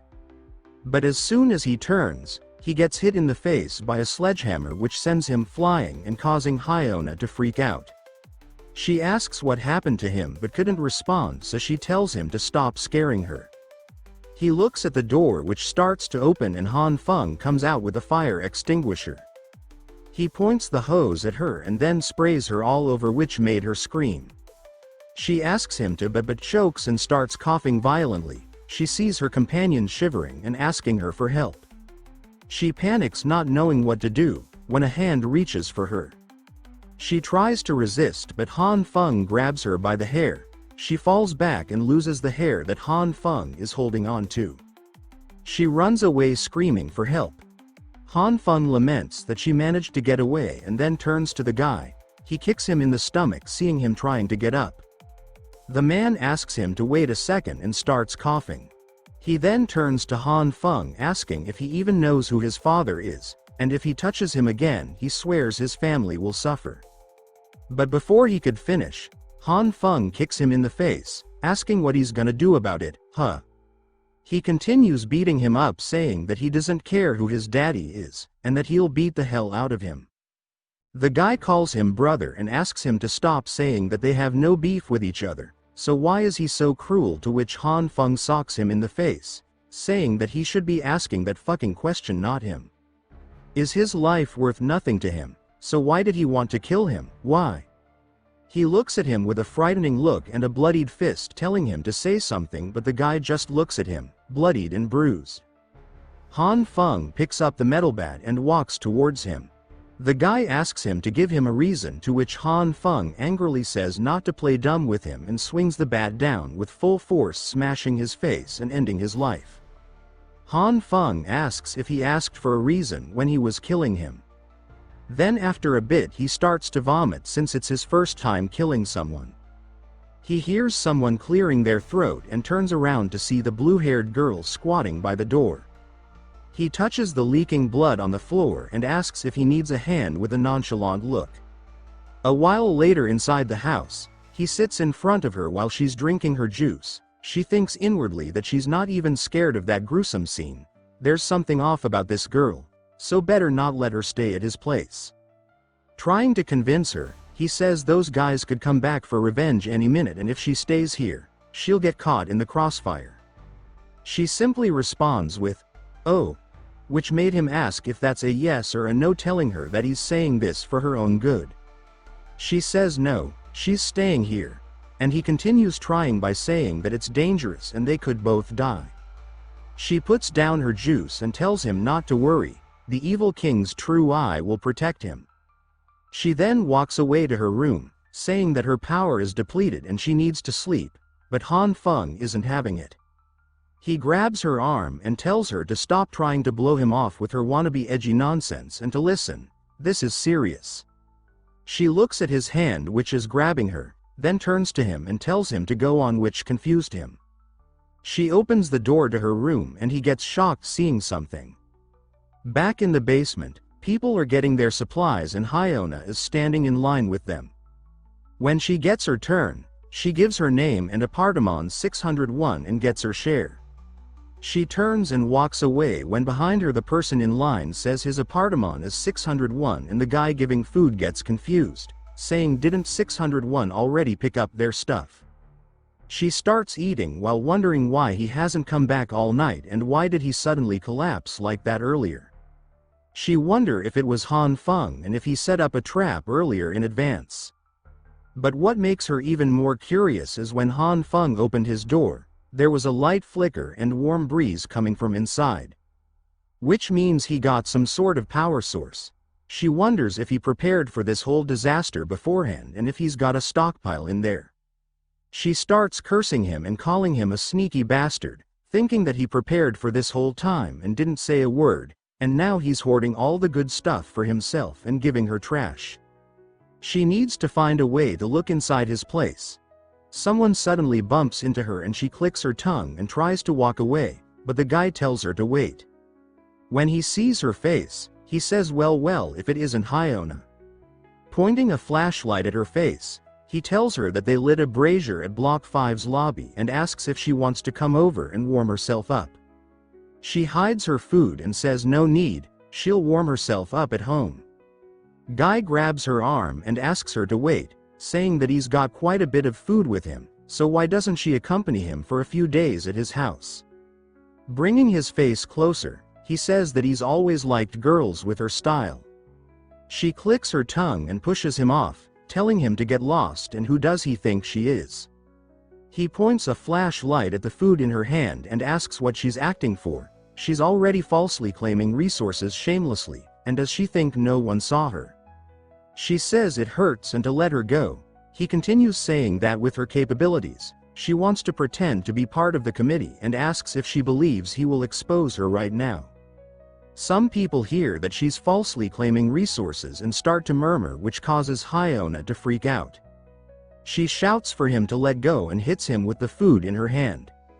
He gets pissed by this, calling her a slut and raising his fist to retaliate. But suddenly, he gets hit by a palm attack that sends him flying, with a girl telling him not to bully girls, it's not right. This causes a commotion among the crowd and they decide to call Mr. Zhang. Nurse Jin turns to Hyona and asks if she's okay and if she's injured, to which Hyona says no thank you. She hands her a name card, telling her to come look for her if she feels unwell. Hyona rejects, saying she's good, and turns to leave. The guy grabs Nurse Jin by the collar and pushes her into the ground, saying how dare she meddle in other people's business. He prepares to punch, asking if she thinks he wouldn't kill her right now, but suddenly gets hit hard by Li Zi, saying that throughout his life, a man who hits women disgusts him the most. Zhang arrives at the scene and the guy stands up and tells him that Hyona is falsely claiming resources. He personally seen her hanging out with that second-generation rich kid that raised prices. She panics and tries to deny it. Li Zi prepares to hit him again, saying that a bastard who hits women like him actually dares to complain so shamelessly. But Zhang grabs him by the collar first and asks what he thinks the owners' committee is for. It's for protecting the weak and making sure everyone has something to eat. That's their duty and responsibility. To which the guy apologizes, saying that it's his fault. Zhang turns around and says that he'll be taken out if this happens again, and then he goes to Li Zi and Nurse Jin and asks if they considered his previous proposal. Li Zi says that he's not interested in gathering as a crowd to rob others and will never join them even if he has to starve to death. Nurse Jin also bows and apologizes, saying that she's unable to accept such a method, and if he has anyone who is sick on his side, she can still help, to which he thanks her. He takes a deep breath and turns to Hyona, who in a panic calls him Brother Zhang and asks if she can join their group. She hugs his arms in a coquettish manner, saying that she's always admired him, it's just that she never got the chance to tell him, but it's different now, they have plenty of time. He pushes her away and asks if she's confused about something. Li Zi can fight and Nurse Jin can treat illnesses, so what can she do? He turns to leave, saying that the current her has no value that's worth roping her in. She grits her teeth and shouts that she knows a place that has resources. This catches his attention and he turns to her. Back at Han Feng's house, he asks her to take out something that is carrying a fan made of leaves. She puts her hand in a dimensional portal and pauses, so he asks if she found it. But she pulls out a mannequin. He shouts in agitation that that's just a mannequin for displaying clothes. How is that even slightly related to what he described to her just now? He lets out a long breath. To put it simply, this girl possesses a dimensional storage ability. She can open a black hole in front of her chest and then suck in everything that she's seeing. But it's easy to suck in items, not as easy when taking them out. Her accuracy in finding things is extremely low. He asks what it looks like inside her black hole. How is it so difficult to find something? Is it a virtual space, or are the items being sent to a different location? She responds that she never explored it before, but she's sure it's a vast space. He asks if it's okay to put his head in take a look and help her search for it, which she agrees. He puts his hands inside and thinks that since her hand is moving around inside so naturally, it shouldn't be a problem. He puts his head inside and opens his eyes. Seeing that vastness of this space and all the resources floating around, he thinks that it's huge. He thinks that it's as expected of a superhuman who emptied the supermarket in the East region, but isn't this like searching for a needle in a haystack? His eyes tear up and he starts choking, so pulls himself out and starts violently coughing. He shouts at her why she didn't warn him that there's no oxygen inside. His skin is about to swell and it feels like the moisture in his body is about to be sucked dry. She calmly responds that she didn't know since she can't enter and her hand never got injured. She suddenly feels something and pulls it out, saying that she found it. Seeing what she pulled out, he gets excited. She tells him that she found others as well and proceeds to dump them all outside. The scene shifts to downstairs, where a group of people are going up the stairs to Han Feng's house. One guy says that the 18th floor is really strange and hopes to not run into that monster again. The man leading them says that it's already the 21st century and they still believe in supernatural beings. He continues by saying that Mr. Zhang has sent them here to scout first because he trusts them, so they can't let him down. The other guy asks what if that girl is simply lying to Mr. Zhang, to which the leader tells them to stop talking nonsense, trust Mr. Yang's judgment. Meanwhile, Han Feng was watching all of this thanks to the little girl. He says that they really came back and luckily they arranged a monitoring system in advance. He tells her to activate Plan 2. He will go and light the fire and she can begin once he's back, to which she nods. He looks at the timer in his hand thinking that he needs to time it precisely. Back in the stairs, the leader stops and asks if they heard something up ahead, which made the two guys shiver, wondering if it's that ghost from earlier. They see lights approaching from up ahead, and then suddenly toy cars start rushing towards them. They wonder what's going on, but it seems like some explosives are attached to these toys. One of them hits the leader in the face and suddenly explodes, which made them scream. Turns out it was lime that exploded, temporarily blinding them. A drone flies over them with a firecracker attached. Seeing this, the leader shouts for them to run. Looking through the drone, she asks Han Feng if she should throw it now, but he tells her to wait and throw it when she gets closer, saying that they must teach them a lesson this time. Seeing the drone approaching, the leader turns back and tries to attack the drone, which made Han Feng shout for her to be careful and not let him destroy the drone. He swings his crowbar frantically, which eventually touches the edge of the drone's wing and broke a small part of it. But this made the drone lose control since it became hard to stabilize, and with 5 seconds left on the counter. He shouts for her to control it since it's their one and only drone, but it starts losing control, eventually breaking the windows and flying outside. The counter finally reaches 0 and fireworks explode outside. She tells him that the left propeller is malfunctioning, so they need to go down. He tells her to hurry up and find a place to land and not let it fall and break. She eventually lands the drone successfully outside the window of a certain floor. Han Feng puts on his winter coat and says that he's going to get it now, since that drone is way too important to them. She suddenly informs him that between the stairs there's a corpse. When he checks the screen, he finds Li Zi collapsed on the ground, which shocked him. He wonders why he is lying there and wonders if he got robbed too. He tells her that he'll be back soon, and since he has the keys she shouldn't open the door to anyone. She approaches him and hands him walkie-talkie, saying it's for maintaining communications. He takes it and thanks her. Then he proceeds to take his gun, inwardly hoping that he won't need to use it. Later, he halts on the staircase. his expression tense as he observes the extreme temperature displayed on the monitor. A perilous -49.8 degrees Celsius. He notes with alarm that such a temperature would render a person vulnerable to freezing within 30 minutes without adequate protection.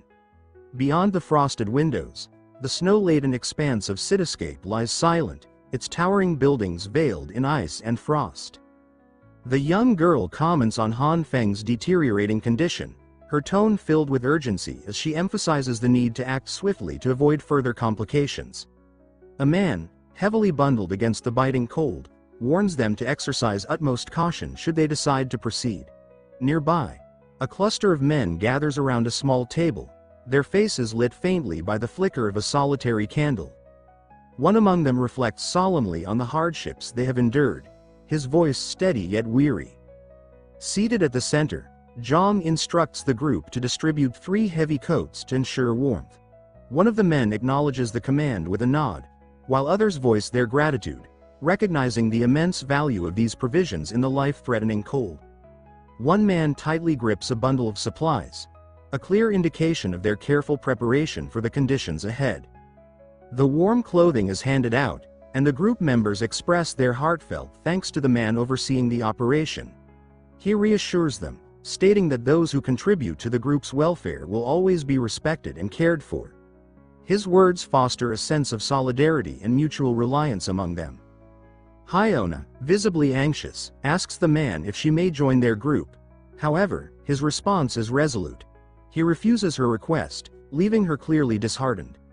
Adjusting his glasses, Zhang explains his reasoning, expressing doubt about the sincerity of her friend's actions. He states firmly that, were it not for old Li witnessing someone transporting supplies, he would have found it impossible to trust her at all. His tone remains skeptical, underscoring his wariness. Zhang directs the group to proceed together to a nearby building, stating that it requires their immediate attention. Hyona acknowledges his command respectfully, and another member is instructed to hand her some tools in preparation for the task ahead. Zhang addresses her with a serious tone, emphasizing that regardless of whether her information proves true or false, her intentions will ultimately define her worth to the group. Hyona's face reflects a mixture of surprise and resolve as she absorbs Zhang's words. Determined, she accepts a tool handed to her by a man wearing a beanie, gripping it tightly. Though slightly hesitant, she assures Zhang that she understands the expectations placed upon her. The sound of footsteps resonates through the cold metal staircase as the team cautiously descends. The leader, holding a flashlight, illuminates the path ahead, and the group follows closely behind, their tools gripped firmly in hand. Suddenly, one of the members calls out to the leader, his voice filled with urgency, as he points to a motionless figure lying on the staircase ahead. The group halts, their expressions filled with shock as they recognize the unconscious individual. It is Li Zi. Acting swiftly, one of the group members carefully pours warm liquid from a flask into Li Zi's mouth. The warmth stirs him, causing him to choke and sputter as his eyes fly open, wide with alarm and confusion. Coughing violently and clutching at his chest, Li Zi struggles to gather his bearings. His gaze darts around, bewildered as he tries to comprehend his surroundings. The leader stands beside Li Zi, holding the flask firmly in his hand, while another teammate kneels close by, carefully checking Li Zi's condition. Li Zi looks up at them with a faint but noticeable smile, his lips curving in a gesture of relief. A hearty laugh escapes from him, and he voices his gratitude, expressing how relieved he is to have been rescued. The group exchanges glances, a shared sense of relief spreading among them as they witness his spirits lifting. One of the team members, however, suddenly scolds Li Zi with visible anger, criticizing his attitude and pointing out that he has yet to thank the leader for saving his life.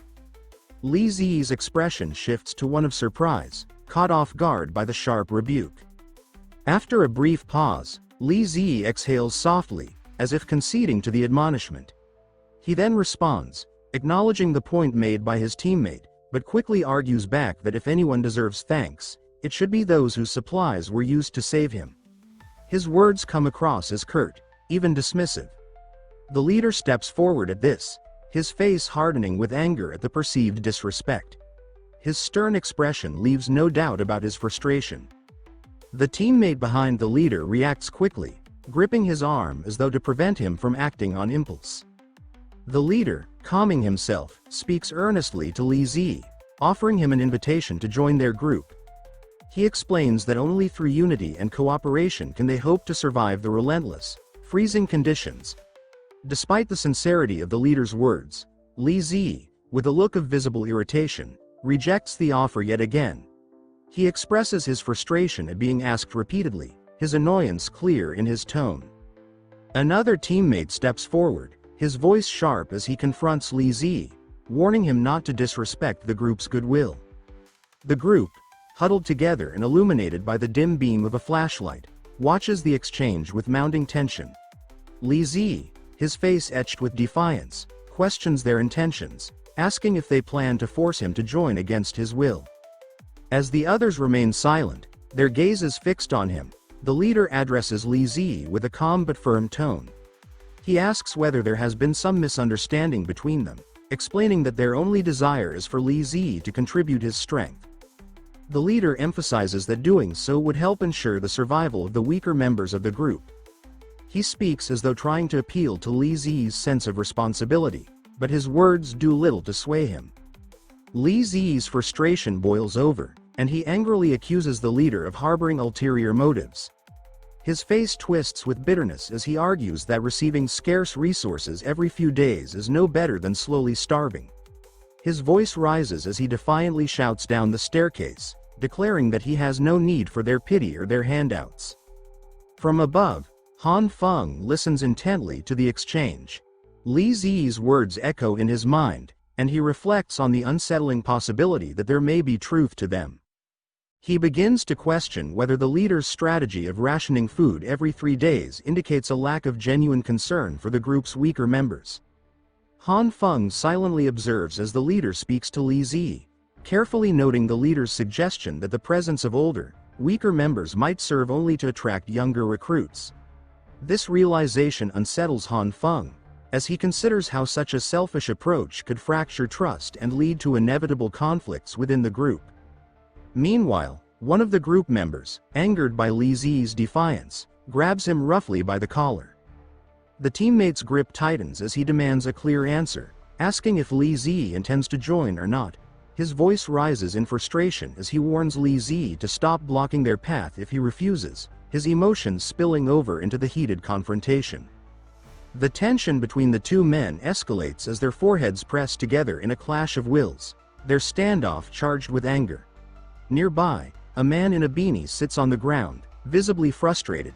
He holds his head in his hands, seemingly overwhelmed by the growing conflict. Despite the rising tension, Li Zi stands firm, his posture unwavering. Li Zi faces the group, their makeshift weapons raised and ready, his expression one of determination and defiance. The leader, observing the standoff, remains calm, his face unreadable save for a faint smirk that hints at a deeper calculation. He turns to address his followers, who appear tense but resolute, their weapons still poised. As the group closes in, Li Zi holds his ground, his fists clenched tightly at his sides. He raises them defiantly, shouting with fierce conviction that he is not afraid of them. From above, Han Feng watches with growing concern. He observes Li Zi's stance, strong yet teetering on the edge of exhaustion, and wonders how much longer he can hold out before collapsing under the weight of his defiance. Han Feng feels a growing urgency to act, his instincts compelling him to help Li Zi despite the overwhelming number of adversaries surrounding him. Yet, hesitation grips him as doubts cloud his thoughts. He questions whether his intervention would make any difference, torn between his desire to assist and his fear of failing. His fist clenches tightly as memories of Li Zi's past kindness flood his mind. Han Feng recalls all the times Li Zi had come to his aid, and with loyalty and gratitude driving him, he decides he cannot simply stand by. His face reflects a mix of determination and anxiety as he prepares himself for the difficult decision he is about to make. With resolve, Han Feng reaches into his coat, withdrawing a handgun. He grips it firmly, his contemplative expression betraying the weight of the choice he is making. Sitting silently, he observes the escalating tension below, his eyes fixed on the scene as Li Zi, battered but unyielding, taunts the crowd, daring them to confront him. Li Zi's expression suddenly shifts to one of surprise as a loud noise pierces the air. A gunshot rings out, the bullet streaking through the darkness in a bright flash. The impact sends a bat clattering to the ground, leaving a visible crack where it lands. The sound startles the crowd, freezing them in place. One man stumbles to the ground, staring in shock, while others stand behind him, their weapons lowered as fear and confusion spread through their ranks. The group begins to murmur anxiously, some exclaiming in disbelief that it was a gunshot, while others struggle to comprehend what has just happened. Han Feng, now standing with the gun pointed steadily, commands them to remain still. His voice is calm yet authoritative, his intense expression leaving no room for disobedience. On the staircase, two men holding flashlights observe the commotion below. The crowd, now visibly shaken, cautiously raises their hands, their fear evident in their tense faces. Li Zi glances over uneasily, sweat glistening on his brow, his earlier defiance now tinged with uncertainty. The others, masked and equally shocked, exchange nervous glances, struggling to process the sudden shift in power. Hyona, watching from a distance, appears deeply anxious. She wonders why Han Feng has chosen to reveal himself so boldly and how he managed to obtain a gun. Han Feng, his focus unwavering, hands a key to Li Zi, instructing him to take it as they both prepare to move forward cautiously. The group of men, still holding bats and pipes, hesitates, muttering among themselves about their next move. Their eyes remain fixed on Han Feng, wary of his every gesture. Suddenly, one man steps forward, and a tense silence falls over the group as everyone braces for what might come next. Han Feng, maintaining his composure, orders the men to drop their weapons and crouch down. His tone is commanding, leaving no room for negotiation. The group hesitates but eventually complies, slowly crouching as they keep their fearful eyes on him. As the tension begins to ease, Han Feng warns them sternly, daring anyone to move as he signals to Li Zi that it is time to leave. Together, they ascend the icy staircase, their departure leaving an air of unease and silence in their wake. In the aftermath, Zhang steps forward and asks if anyone recognizes the armed man. Hyona, visibly distressed, admits that the man is Han Feng, the very person they were seeking. Another member of the group, angered by this revelation, grabs Hyona by the collar, demanding why she failed to mention that Han Feng had a gun. Hyona stammers nervously, insisting she hadn't known. Zhang intervenes, calming the situation and expressing his continued trust in her. Zhang then proposes that Han Feng, being armed, might also possess valuable supplies. He urges the group to consider this possibility, his tone measured yet strategic. Another member eagerly agrees, speculating that Han Feng could be the one who has been stockpiling rare items. He adds that Han Feng might even be the individual his uncle had mentioned encountering previously. One of the men hesitantly asks whether they should continue with their original plan, voicing concern about the risk of further gunfire. Zhang reassures him, reasoning that if Han Feng had intended to kill, he would have done so already. With that, Zhang announces a change of plans, suggesting they return to prepare before confronting Han Feng again. Meanwhile, outside, snow falls heavily, blanketing the frozen high-rise buildings. Someone calls out urgently for access to Unit 1804, the frost-covered door barely visible in the icy surroundings. Inside, Li Zi stands with trembling hands as he nervously inserts the key into the lock. His blue gloves shake slightly as he turns the key. When the door swings open, a wave of warm air spills out, startling both men. The unexpected comfort stands in stark contrast to the harsh cold outside. Han Feng, still clutching his gun, urges Li Zi to hurry inside. The two enter cautiously, their tense expressions relaxing slightly as they notice the warmth radiating from a heater. They marvel at the luxury of such a resource in their desolate environment. Exploring further, they discover a generator humming quietly in the corner, its presence a testament to the inhabitants' ingenuity. Li Zi, his eyes wide with excitement, surveys the fully stocked shelves. The abundance of supplies astonishes him, and he gestures animatedly as he questions Han Feng about the situation. His voice rises in disbelief as he tries to make sense of their discovery. Before Han Feng can answer, Li Zi freezes, his expression shifting to surprise. From behind a door, a girl with glasses peers out curiously. She speaks calmly, wondering aloud about the drones Han Feng was supposed to retrieve. Han Feng, now visibly sweating, stammers as he admits he had completely forgotten about them. Li Zi turns to Han Feng, his face puzzled and uncertain. The girl, standing quietly nearby, observes the two with a calm, inquisitive gaze, her curiosity unspoken but evident. 2 hours later, Li Zi sits at the table, his cheeks puffed with food as he nods in understanding, murmuring through mouthfuls. The three of them gather around a table laden with dishes, discussing their preparedness.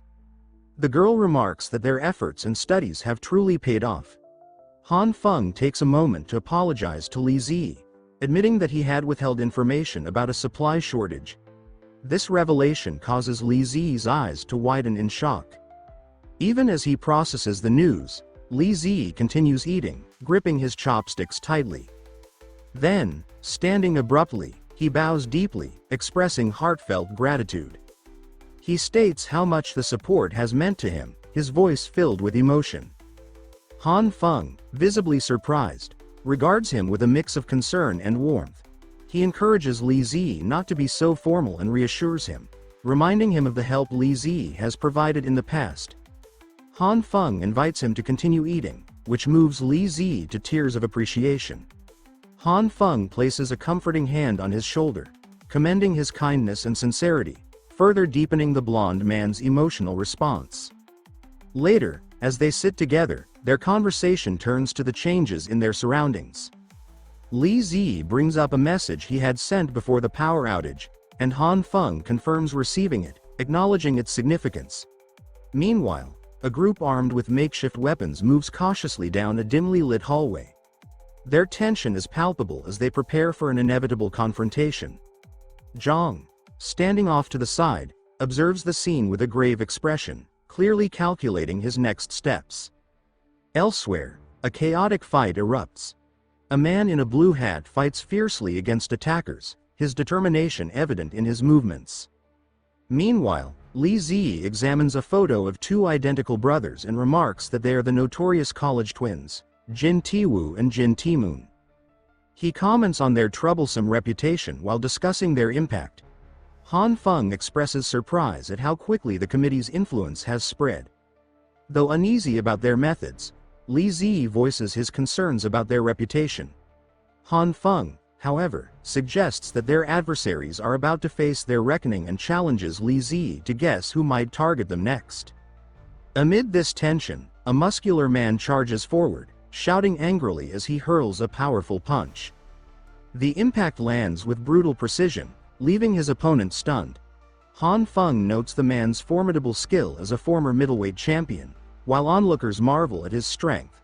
Soon after, Han Feng discusses recent events with Li Zi and the girl, questioning whether a committee member had been assaulted.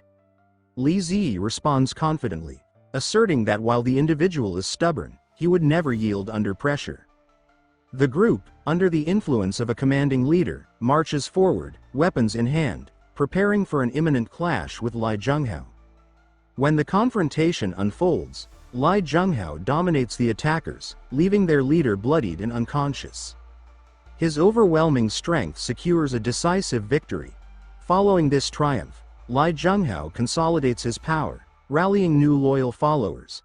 Among them are Zhang Yongyu, an underground boxing star with a swift rise to fame, and Jin Zhongzai, a hulking figure whose unnatural strength inspires fear. Together, they form a fearsome faction, quickly establishing dominance in the area and punishing betrayal without hesitation. Back at the meeting, Li Zi explains that another faction's leader is attempting to shift blame while plotting to seize Han Feng's resources. The group deliberates on their next steps. Han Feng suspects that the faction leader's decision to involve others signals a last-minute act of desperation. Reflecting on this, he concludes that their adversaries are struggling, even as they escalate their efforts. Suddenly, a strange noise interrupts their conversation, putting everyone on high alert. The girl checks her phone and states with a serious expression that someone is approaching. Han Feng and Li Zi exchange tense glances, immediately preparing for trouble. Outside the building, a group of heavily armed individuals gathers near the entrance. Surveillance cameras capture their movements as Zhang, their leader, points toward the door, signaling the next step. Inside, Han Feng announces that he will activate the reinforced door to strengthen their defenses. Li Zi watches him with concern, understanding the urgency of their situation. As Han Feng moves to secure the door, the girl grabs his sleeve, silently urging caution. She remarks that she smells something burnt, prompting Han Feng to pause, his expression filled with unease.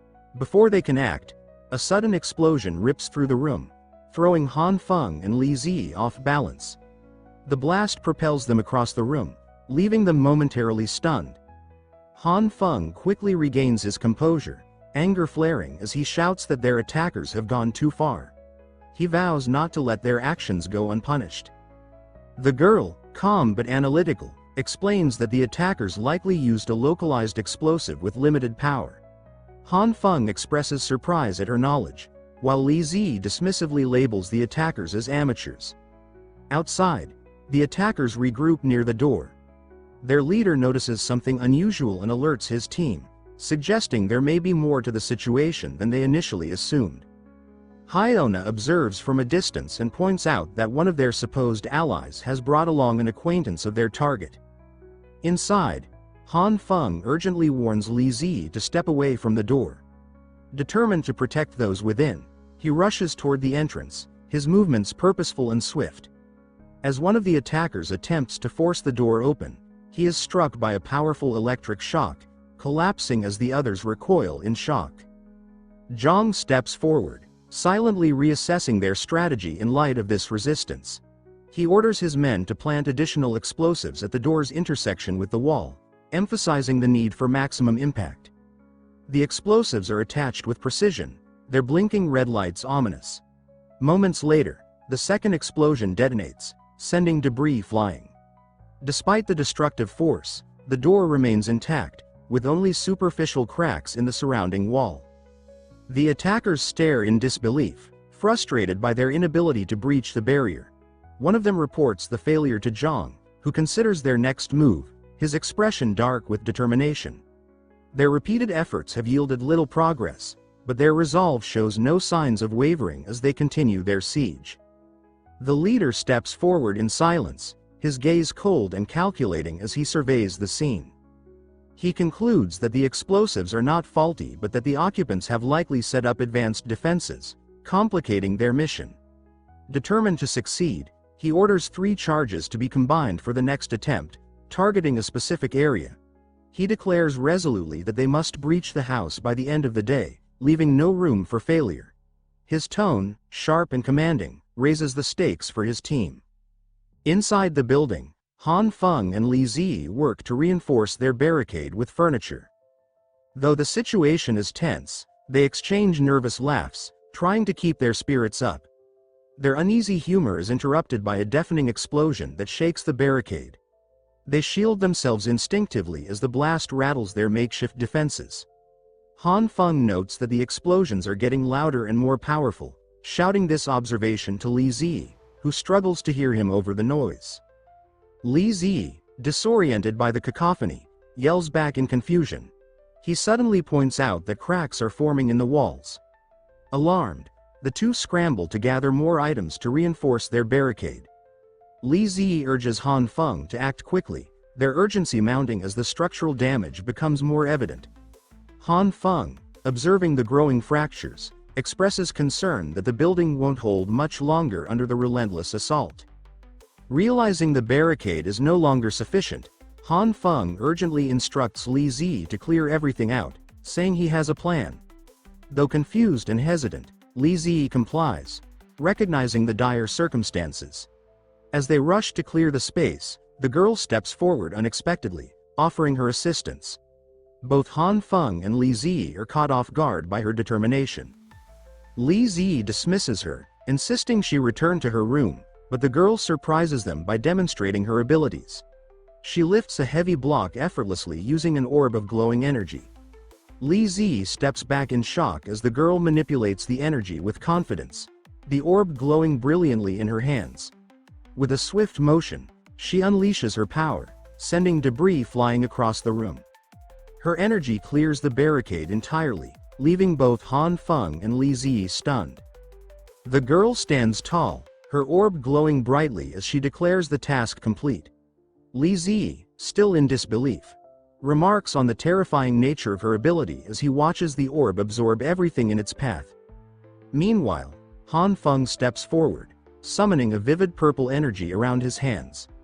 His sudden display of power leaves Li Zi awestruck, watching in silence as Han Feng focuses his energy on the wall. Han Feng channels his power carefully, softening the damaged structure in an effort to repair it. He concentrates, aware that a misstep could make the task even more difficult. With intense focus, he creates a balance between green and purple energy, forming a dual flow that envelopes the wall and the barrier. The light radiates with power as he stabilizes the structure, gradually repairing the cracks. As the wall and door regain their integrity, Li Zi stares in amazement, asking if Han Feng's abilities are a form of magic or some kind of superpower. Han Feng, catching his breath, hesitates before admitting that it's hard to explain. Before he can elaborate, Li Zi shouts a warning, urging everyone to take cover. His urgency prompts Han Feng and the girl to duck instinctively. A powerful explosion rocks the area, sending a shockwave through the hallway. Though momentarily stunned, the group emerges unharmed. Han Feng looks at the damaged door, frustration evident in his expression as he observes new cracks forming. The girl notes calmly that the explosives are now being placed at the door's base, a more strategic location. Li Zi mutters under his breath, realizing their efforts to reinforce the door might be futile against such relentless attacks. Han Feng steps forward with determination, telling the others that he has a risky plan. He asks if they trust him to take the lead. The girl nods thoughtfully, her expression signaling her confidence in his abilities. Li Zi, though irritated by the delay, urges her to act quickly. Taking charge, Han Feng instructs them to follow his plan, his back turned as he radiates resolve. The attackers outside continue their assault, hammering the door relentlessly. Cracks deepen, and blood splatters against the walls from the sheer force of the blows. Finally, with a devastating strike, the door shatters, debris and smoke filling the hallway. The attackers, dressed in winter gear, cautiously step into the building. Their leader directs them to search every corner for supplies, his voice firm. They comb through the lobby but find neither supplies nor signs of people. In the kitchen, they discover only a box of seeds and some discarded trash, which raises suspicion. Tensions escalate as one member accuses another of withholding information. The accused defends themselves, suggesting that someone may still be hiding. The leader motions for caution as one man opens a door carefully, another warning him to stay alert. The scene remains tense as the attackers press forward, their search continuing amid an air of growing unease. As the door cracks open, the man peers cautiously inside, confusion crossing his face as he struggles to make sense of what he sees. Suddenly, he is struck with tremendous force, flung backward before he can react. Li Zi kicks the door open with calculated precision, sending two attackers sprawling onto the ground. Han Feng follows, stepping into the room with a cold, focused expression, a gun firmly in his grip. From behind, others raise their voices in alarm, shouting warnings as the situation quickly spirals out of control. The group rushes to corner Han Feng, managing to disarm him and pin him down. Despite the chaos, he demands with measured anger that they leave immediately, his voice carrying both authority and defiance. Nearby, his partner keeps a gun trained on the group, ready to intervene if necessary. Zhang, one of the attackers, sarcastically remarks on Han Feng's supposed politeness, his tone biting. He then accuses Han Feng of selfishly hoarding supplies while others suffer. Zhang condemns the harm such actions have caused, declaring that their mission is to restore fairness and insisting that the hidden supplies must be surrendered. Another man steps forward, his voice cold as he warns that survival depends on unity. He comments cynically on the moral pressure being employed, his sharp words cutting through the room's tension. The group begins to resemble desperate predators, their hostility growing as accusations fly. Han Feng, though visibly tense, strives to remain calm, refusing to escalate the conflict further. However, the atmosphere is thick with mistrust, and a heated argument breaks out over the alleged hidden supplies. Tempers flare, and voices rise in a chaotic exchange. Hyona, one of the attackers, steps forward accusing Han Feng of hoarding electricity and warmth, her tone sharp and threatening. She warns him of dire consequences if he refuses to cooperate. Suddenly, a gunshot shatters the glass near her, halting the chaos momentarily. Han Feng, holding the weapon with a steady grip, angrily rebukes her accusations, his voice filled with frustration. He claims that Hyona deceived him into trading valuable supplies for useless seeds, which he says has led to his current predicament. Hyona denies lying, her voice defensive, but the tension escalates as accusations continue to fly between them. Zhang intervenes, attempting to defuse the situation. He suggests searching the room for evidence, instructing the others to proceed methodically. Han Feng, his tone sharp, demands compliance, unwilling to let them leave without answers. The search yields little, only trash and a frightened girl who clings tightly to Han Feng. He reassures her gently, promising that he will find food for her once the group departs. The attackers grow restless, their frustration mounting as they question the absence of the hoarded supplies they expected to find. Zhang presses Hyona for answers, his voice demanding, but she nervously insists that she spoke the truth and claims she had seen the supplies with her own eyes. Hyona, feeling cornered, begins to suspect that Han Feng has hidden the supplies elsewhere. Overwhelmed with anger, she grips a flashlight tightly, muttering curses under her breath. Suddenly, she charges at him, throwing the flashlight with unexpected force. Han Feng reacts defensively, narrowly avoiding the strike. In the commotion, the woman seizes the gun, aiming it directly at Han Feng. Her voice trembles with fury as she demands to know where the supplies are hidden. The crowd watches tensely, another voice shouting a threat to shoot if the truth is not revealed. Han Feng, however, remains composed, smirking as he questions what they mean by truth. He calmly explains that the supplies were taken long ago through deceit. This revelation enrages Hyona, who accuses him of lying, her finger hovering over the trigger. Before she can act, a sudden strike disarms her, the weapon clattering to the floor.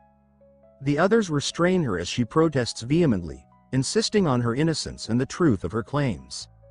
As the chaos subsides, one man grabs his hair in frustration, accusing Hyona of misleading them.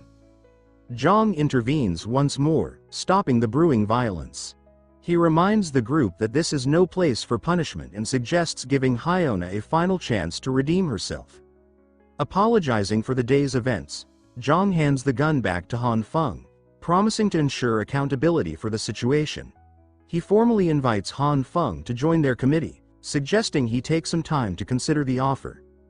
Zhang tells him to provide his answer by the following day when they come to collect supplies.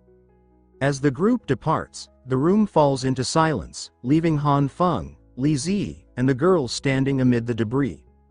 Li Zi steps forward, his face tense with concern, as he checks on Han Feng. Despite the questioning look, Han Feng remains silent, his head bowed as though carrying an invisible weight. He exhales heavily, muttering something under his breath, exhaustion etched into his features. Later, Han Feng is seen in a more relaxed setting, slumped in a cozy chair, wearing a bright yellow sweater. Letting out a deep yawn, he stretches lazily and remarks with relief that the ordeal has finally ended. Li Zi, glancing around the room, laughs lightly, expressing surprise at how comfortable Ya's living space is. Han Feng lounges on the sofa, his posture casual, while Ya sits quietly at a table. The warm glow of her surroundings adds a sense of calm to the room. Han Feng remarks with a faint smile that having Ya's help was crucial to the success of their recent plan. With a decisive tone, he suggests they follow the next steps precisely, pointing toward the room and instructing Ya and Li Zi to pack up everything essential, leaving behind only trash and unnecessary items. Li Zi hesitates, confusion flickering across his face as he questions Han Feng's instructions to open the windows and lower the room's temperature. Frustration creeps into his voice as he demands to know Han Feng's true intentions. Han Feng, however, remains composed, gripping his weapon firmly as he explains that the goal is to ensure their adversaries waste energy breaking in, only to find nothing of value. Later, as the group gathers for a meal, Han Feng discusses the implications of their actions with Li Zi and Ya. He notes that the attacker's elaborate operation ending in failure will likely trigger frustration and unrest. Observing the murmurs of the crowd outside, Han Feng confidently predicts that blame will shift to others, keeping their group out of the spotlight. Li Zi voices concern, pointing out that even with a gun, their position remains precarious due to the overwhelming numbers against them. He warns that a single misstep could result in disaster. Han Feng nods gravely, acknowledging the risk but emphasizing that the weapon's presence might compel their adversaries to resolve the conflict peacefully. When Li Zi questions what will happen if the group chooses violence instead, Han Feng reveals calmly but sharply that the gun only holds one bullet, a fact that leaves both Li Zi and visibly startled. Li Zi looked at Han Feng, shock washing over his face as realization dawned.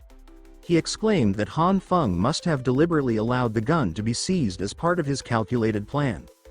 Han Feng, seemingly unfazed, acknowledged this with a subtle, sly smile, confirming that even a risky move like that had been intentional.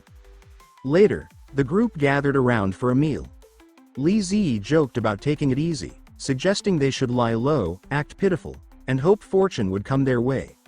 Yi, quietly eating her food, seemed amused by his remark. Han Feng, however, dismissed the idea, stating with firm conviction that their next steps would prioritize completing their core mission without hesitation. Elsewhere, Zhang's group moved through a dimly lit hallway with purpose. Zhang, radiating determination, rallied his followers with a call to overthrow the oppressive committee. The crowd gathered in a shadowy underground space, forming a line as a man in a hooded jacket barked orders, insisting they maintain order and stay in line. Meanwhile, Zhang sat at a table surrounded by stacks of supplies and boxes, diligently overseeing the distribution. The line of people stretched far back, each awaiting their turn. In the nearby corridor, two men spoke in hushed tones. One, holding a flashlight, assured the other that all exits had been thoroughly checked and secured. Meanwhile, Li Zi and Han Feng sat against a cold wall, their bodies tense and battered. Li Zi leaned closer to Han Feng, whispering something under his breath. Han Feng, with his characteristic calm yet sharp demeanor, stroked his chin as if calculating their next move. Li Zi began explaining the layout of the building, noting that the first 4 floors had been cleared, while the 5th and 6th floors were occupied by staff and their families. He speculated that the warehouse they sought was likely on the upper levels. Armed with a metal pipe, Li Zi volunteered to act as a distraction for the guards, giving Han Feng the opportunity to infiltrate and disrupt their plans. Han Feng nodded silently, signaling his readiness. The two ascended a dimly lit staircase cautiously, their weapons in hand as they scanned for any movement. Li Zi muttered his confusion aloud, wondering where everyone had gone. Perhaps they were taking a break, he speculated. As they reached another floor, its eerie emptiness unsettled them further. Sensing Han Feng's growing tension, Li Zi advised him not to overthink the situation. Upon reaching the 7th floor, they paused in front of a marked door. Han Feng questioned if the supplies were truly stored on the upper levels. Li Zi admitted he wasn't entirely sure, a hint of uncertainty in his voice. As they peered cautiously around the corner, Li Zi's frustration grew. The absence of guards or any sign of activity felt suspicious. Muttering about the strangeness of the situation, he moved forward cautiously, their flashlights slicing through the darkness. Li Zi suggested they split up to cover more ground, instructing Han Feng to take the left corridor while he searched the right. Han Feng agreed, gripping his weapon tightly. As they continued their search, Han Feng sighed quietly to himself, acknowledging the lack of resistance so far. He reminded himself that their mission was reconnaissance, not direct confrontation. Gathering with the others later, Han Feng explained the situation calmly. He pointed out that the committee was too large and organized to be confronted head-on. Instead, he proposed dismantling their power by targeting them from within. He elaborated that the committee's strength depended on controlling resources. If they could locate and empty the warehouse, the committee's power would crumble. As Han Feng moved through another dark corridor, he muttered to himself about the difficulty of locating the supplies. His thoughts wandered, but he remained alert to the possibility of an ambush. Suddenly, his eyes widened in surprise as he caught sight of Li Ziyi's silhouette in the dim light. Muttering under his breath, he wondered aloud if they had actually found what they were looking for. Li Ziyi paused, pointing out that the clearly marked door could be a trap. Han Feng, skeptical, noted the heavy lock on the door and its unusual security. Dismissing the concern, Li Ziyi suggested it might have been locked accidentally and moved to inspect it. As he reached for the lock, Han Feng grabbed his arm abruptly, warning him to wait. He pointed out the setup, calling it a textbook trap. Li Ziyi examined the mechanism more closely, muttering about its elaborate design. Han Feng emphasized the need for caution, suggesting that whoever set this up might have even rigged explosives. He recalled overhearing a suspicious conversation earlier, suspecting it referred to the trap. Li Ziyi, nodding in agreement, acknowledged the danger. Han Feng proposed proceeding cautiously and saving the warehouse investigation for later. As they made their way through the corridor, the door suddenly opens and two men come out. They stare at each other in silence for a while before finally Han started running away along with Li Ziyi. As they turned around a corner, someone sneaked up behind Li Ziyi, his metal pipe raised for an attack. Han Feng spots this and quickly rushes to his defense, blocking the strike with his arm. Li Ziyi quickly kicks away the attacker, then hurriedly blocks the door with a pipe, hoping that it would buy them some time. The two pressed on, climbing to the 8th floor. Li Ziyi noticed Han Feng clutching his arm and questioned his condition. Han Feng muttered through gritted teeth that his injury might be serious, perhaps even a fracture. Despite the pain, he suggested finding a secure spot to rest. Li Ziyi, visibly concerned, agreed but suddenly froze, his face twisting in fear. Han Feng's body tensed as he realized something was behind him. Li Ziyi's stuttering voice confirmed his fears as he pointed with wide eyes. Before Han Feng could react, a strong hand clamped over his face, muffling his cry of surprise. In an instant, he was yanked backward through a doorway, his legs flailing helplessly as he disappeared into the shadows.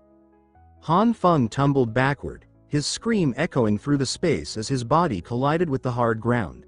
The sound reverberated sharply, but the sturdy door behind him, now bearing signs of external force, held firm, standing tall against the assault. As he slid down onto the cold surface, his body battered yet alive, his face contorted in pain. His breath formed misty puffs in the frigid air as he clenched his teeth, muttering faintly, his tone filled with frustration and steely resolve. Despite the evident damage to his body, the fiery determination in his eyes refused to waver. Struggling to push himself upright, Han Feng's movements were slow and labored, his strength sapped from the earlier impact. A hooded man stepped forward, his voice cutting through the tense air as he inquired if Han Feng was still conscious and urged him to hold on. Han Feng looked up, his exhaustion clear, his trembling form betraying the effort it took to remain upright. The man moved closer, demanding an explanation for Han Feng's presence. Han Feng, still visibly shaken but attempting to mask his pain, gave a cryptic reply, claiming they had come only to collect supplies. The man, his tone laced with suspicion, questioned Han Feng's story, his skepticism plain. Without waiting for further explanation, the man advanced and placed his boot on Han Feng's chest, pinning him to the ground. Han Feng gritted his teeth, his body shuddering under the pressure. A strained laugh escaped him as he struggled to mask his discomfort, but his efforts did little to hide his unease. The man's face emerged from beneath his hood, revealing a mocking smirk as he dismissed Han Feng's excuse, comparing it to a child's feeble lie. He pointed out their suspicious avoidance of certain areas, suggesting that they were far more familiar with the system than they admitted. Han Feng's expression darkened, his anger flaring as he accused the man of having tailed them. The man, unaffected by the accusation, scoffed at the notion, his voice cold as he remarked that surveillance was omnipresent here. He mocked Han Feng's belief that they had gone unnoticed, his words carrying a biting edge. Nearby, shadows moved, and Han Feng's eyes widened as he took in the horrifying scene unfolding around him. Several individuals lay scattered across the room, either unconscious or lifeless. He murmured in disbelief, his voice barely audible as he questioned whether this was the work of the man before him. The chilling moment was interrupted by the sound of approaching footsteps echoing through the hallway. The man turned casually to his subordinates, instructing them to search the area, his tone calm yet commanding. Han Feng, still pinned to the ground, felt the gravity of the situation intensify. He whispered urgently, the name Li Zi escaping his lips with a sense of alarm. The man's smirk returned faintly before he turned away, leaving Han Feng to grapple with the chaos unraveling around him. As the man moved to a nearby window, he threw it open, allowing a blast of icy wind to rush into the room. Han Feng watched in stunned disbelief as the man climbed onto the ledge, seemingly preparing to leap from the 8th floor. Han Feng protested weakly, pointing out the dangerous height, but the man dismissed his concerns with a calm correction, noting that the snowdrift below reduced the effective fall to only 4 stories. The man crouched on the edge, brushing off the risk as insignificant given the cushioning snow. With a trace of sarcasm, he offered Han Feng a grim choice: to jump or face an alternative, likely more painful, demise. Suddenly, a commotion erupted nearby as a door burst open with a loud crash. Startled, Han Feng turned toward the noise, his body tensing as he realized he had been discovered. Shouts filled the air, the pursuers closing in on his location. Gritting his teeth, Han Feng prepared for action, knowing his only chance lay in escaping. The man leapt first, vanishing into the swirling snowstorm outside. Han Feng hesitated for a heartbeat before forcing himself off the ledge. The fall was harsh, and the man landed awkwardly on the slippery rooftop below, the impact sending him into an uncontrollable slide. As Han Feng tumbled down the icy slope, a sudden burst of vibrant purple energy erupted around him. His hands instinctively extended forward, the powerful energy radiating warmth even amid the freezing storm. His expression tightened, a mixture of determination and grit visible on his face as he fought to control his descent. The man landed with precision, using the thick snow to absorb the impact. Just as he steadied himself, Han Feng's body slammed into the snow nearby, the force creating a shockwave that sent icy debris flying in all directions. The ground beneath Han Feng cracked slightly, but he remained composed, his resilience unshaken despite the brutal landing. The man's gaze narrowed as he noticed faint traces of purple energy lingering in the disturbed snow. His expression flickered with surprise before he turned his attention upward, pointing out movement above. Someone else was descending from the heights. Han Feng's sharp eyes darted toward the source of a faint sound carried by the icy wind. His expression shifted to one of shock as he registered the movement nearby. The man moved swiftly, smashing through a frosted window with brute force. Shards of glass and snow scattered in every direction as the frigid air surged into the space. Han Feng, startled by the abrupt action, adjusted his stance, his body tensing as his eyes narrowed in anticipation. Despite the cold sweat beading on his face, his resolve remained unshaken as he prepared for what lay ahead. The icy landscape stretched out below, leaving faint trails etched into the swirling snowstorm. A jagged opening was left where the icy window had completely shattered, the howling wind rushing into the room as the storm outside raged on. Moments later, 3 pursuers burst through the doorway, their weapons drawn and their expressions cold with determination. The pursuers searched the area methodically, their frustration growing as they found no trace of their target. Voices rang out in harsh tones as they speculated that Han Feng must have escaped downward. Without hesitation, one of them ordered another to report the situation to their leader, while the others resolved to continue the chase. Inside the dimly lit room, Han Feng sat with 2 others around a makeshift fire. The flickering flames cast restless shadows against the battered walls and scattered debris. Han Feng glanced toward the hooded man sitting nearby, his own expression weary but tinged with irritation. He silently noted the sharpness in the man's demeanor, finding his confident air slightly overbearing. Han Feng darted through the stairwell, his thoughts a chaotic swirl as he reflected on how narrowly he had avoided discovery moments ago. The man at his side motioned urgently toward the upper floors, insisting that they should head to the 5th floor. Startled by the sudden command, Han Feng stumbled briefly but quickly regained his footing, confusion flashing across his face as he questioned the man's abrupt decision. With a firm grip, the man pulled Han Feng forward, his movements forceful as they climbed the stairwell. The man explained with a calm but urgent tone that their pursuers would naturally assume they had continued downward, making it the perfect moment to outmaneuver them by moving upward. Han Feng, struggling to keep pace, gasped for breath, muttering under his breath about the impossibility of keeping up. Despite his earlier doubts, Han Feng began to recognize the effectiveness of the man's strategy. His irritation faded slightly as he realized the man's quick thinking had created an opportunity for escape. The man turned briefly toward Han Feng and asked if he was frightened, but Han Feng, wide-eyed, refused to answer, unwilling to show any vulnerability. Later, the three of them sat around the fire, its glow illuminating the peeling walls and adding an eerie contrast to the quiet tension in the room. The man casually referred to the third figure as little more than a dead man, his tone indifferent. Han Feng remained silent, his gaze fixed on the fire, unease clearly etched across his face. Breaking the silence, Han Feng cautiously asked why the man was helping him. The man's expression twisted with irritation as he snapped that helping Han Feng had never been part of the plan, and in truth, he was more tempted to kill him on the spot. Han Feng flinched at the harshness of the words, but he quickly sensed that the man's frustration might conceal a deeper motive. Leaning back against the wall, the man remarked with a smirk that Han Feng's group at least had the sense not to fall for the weak ambush on the 7th floor, which, in his view, was proof that they possessed some intelligence. He then offered Han Feng an unsettling choice: to remain silent and serve as a convenient shield. Han Feng clenched his teeth, his frustration plain as he struggled to make sense of the situation.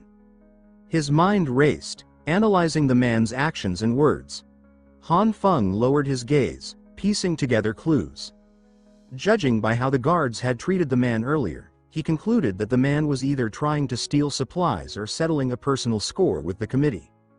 Lifting his head slightly, Han Feng asked the man directly if he held a grudge against the committee.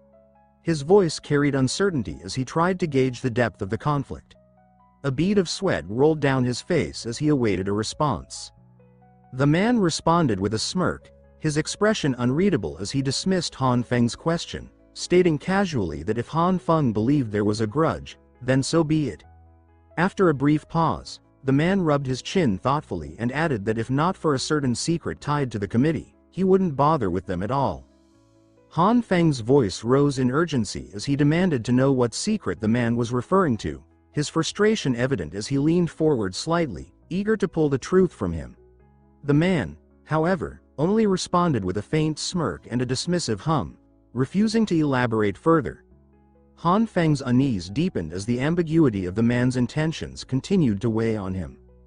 Standing over Han Feng, the man's piercing gaze seemed to strip away the dim light surrounding them. With a knowing smirk, he remarked that it seemed Han Feng had some deeper connection to the committee, hinting at unresolved grudges. Han Feng, still seated, tilted his head upward to meet the man's eyes. The man leaned forward, his smirk darkening as he issued an ultimatum. He demanded that Han Feng reveal everything he knew about Zhang and the committee, warning that silence would lead to him becoming the second corpse in the room. Han Feng's gaze hardened, his brow damp with sweat as he wiped it away. Despite the threat looming over him, he stared back at the man and declared that the decision rested entirely with him.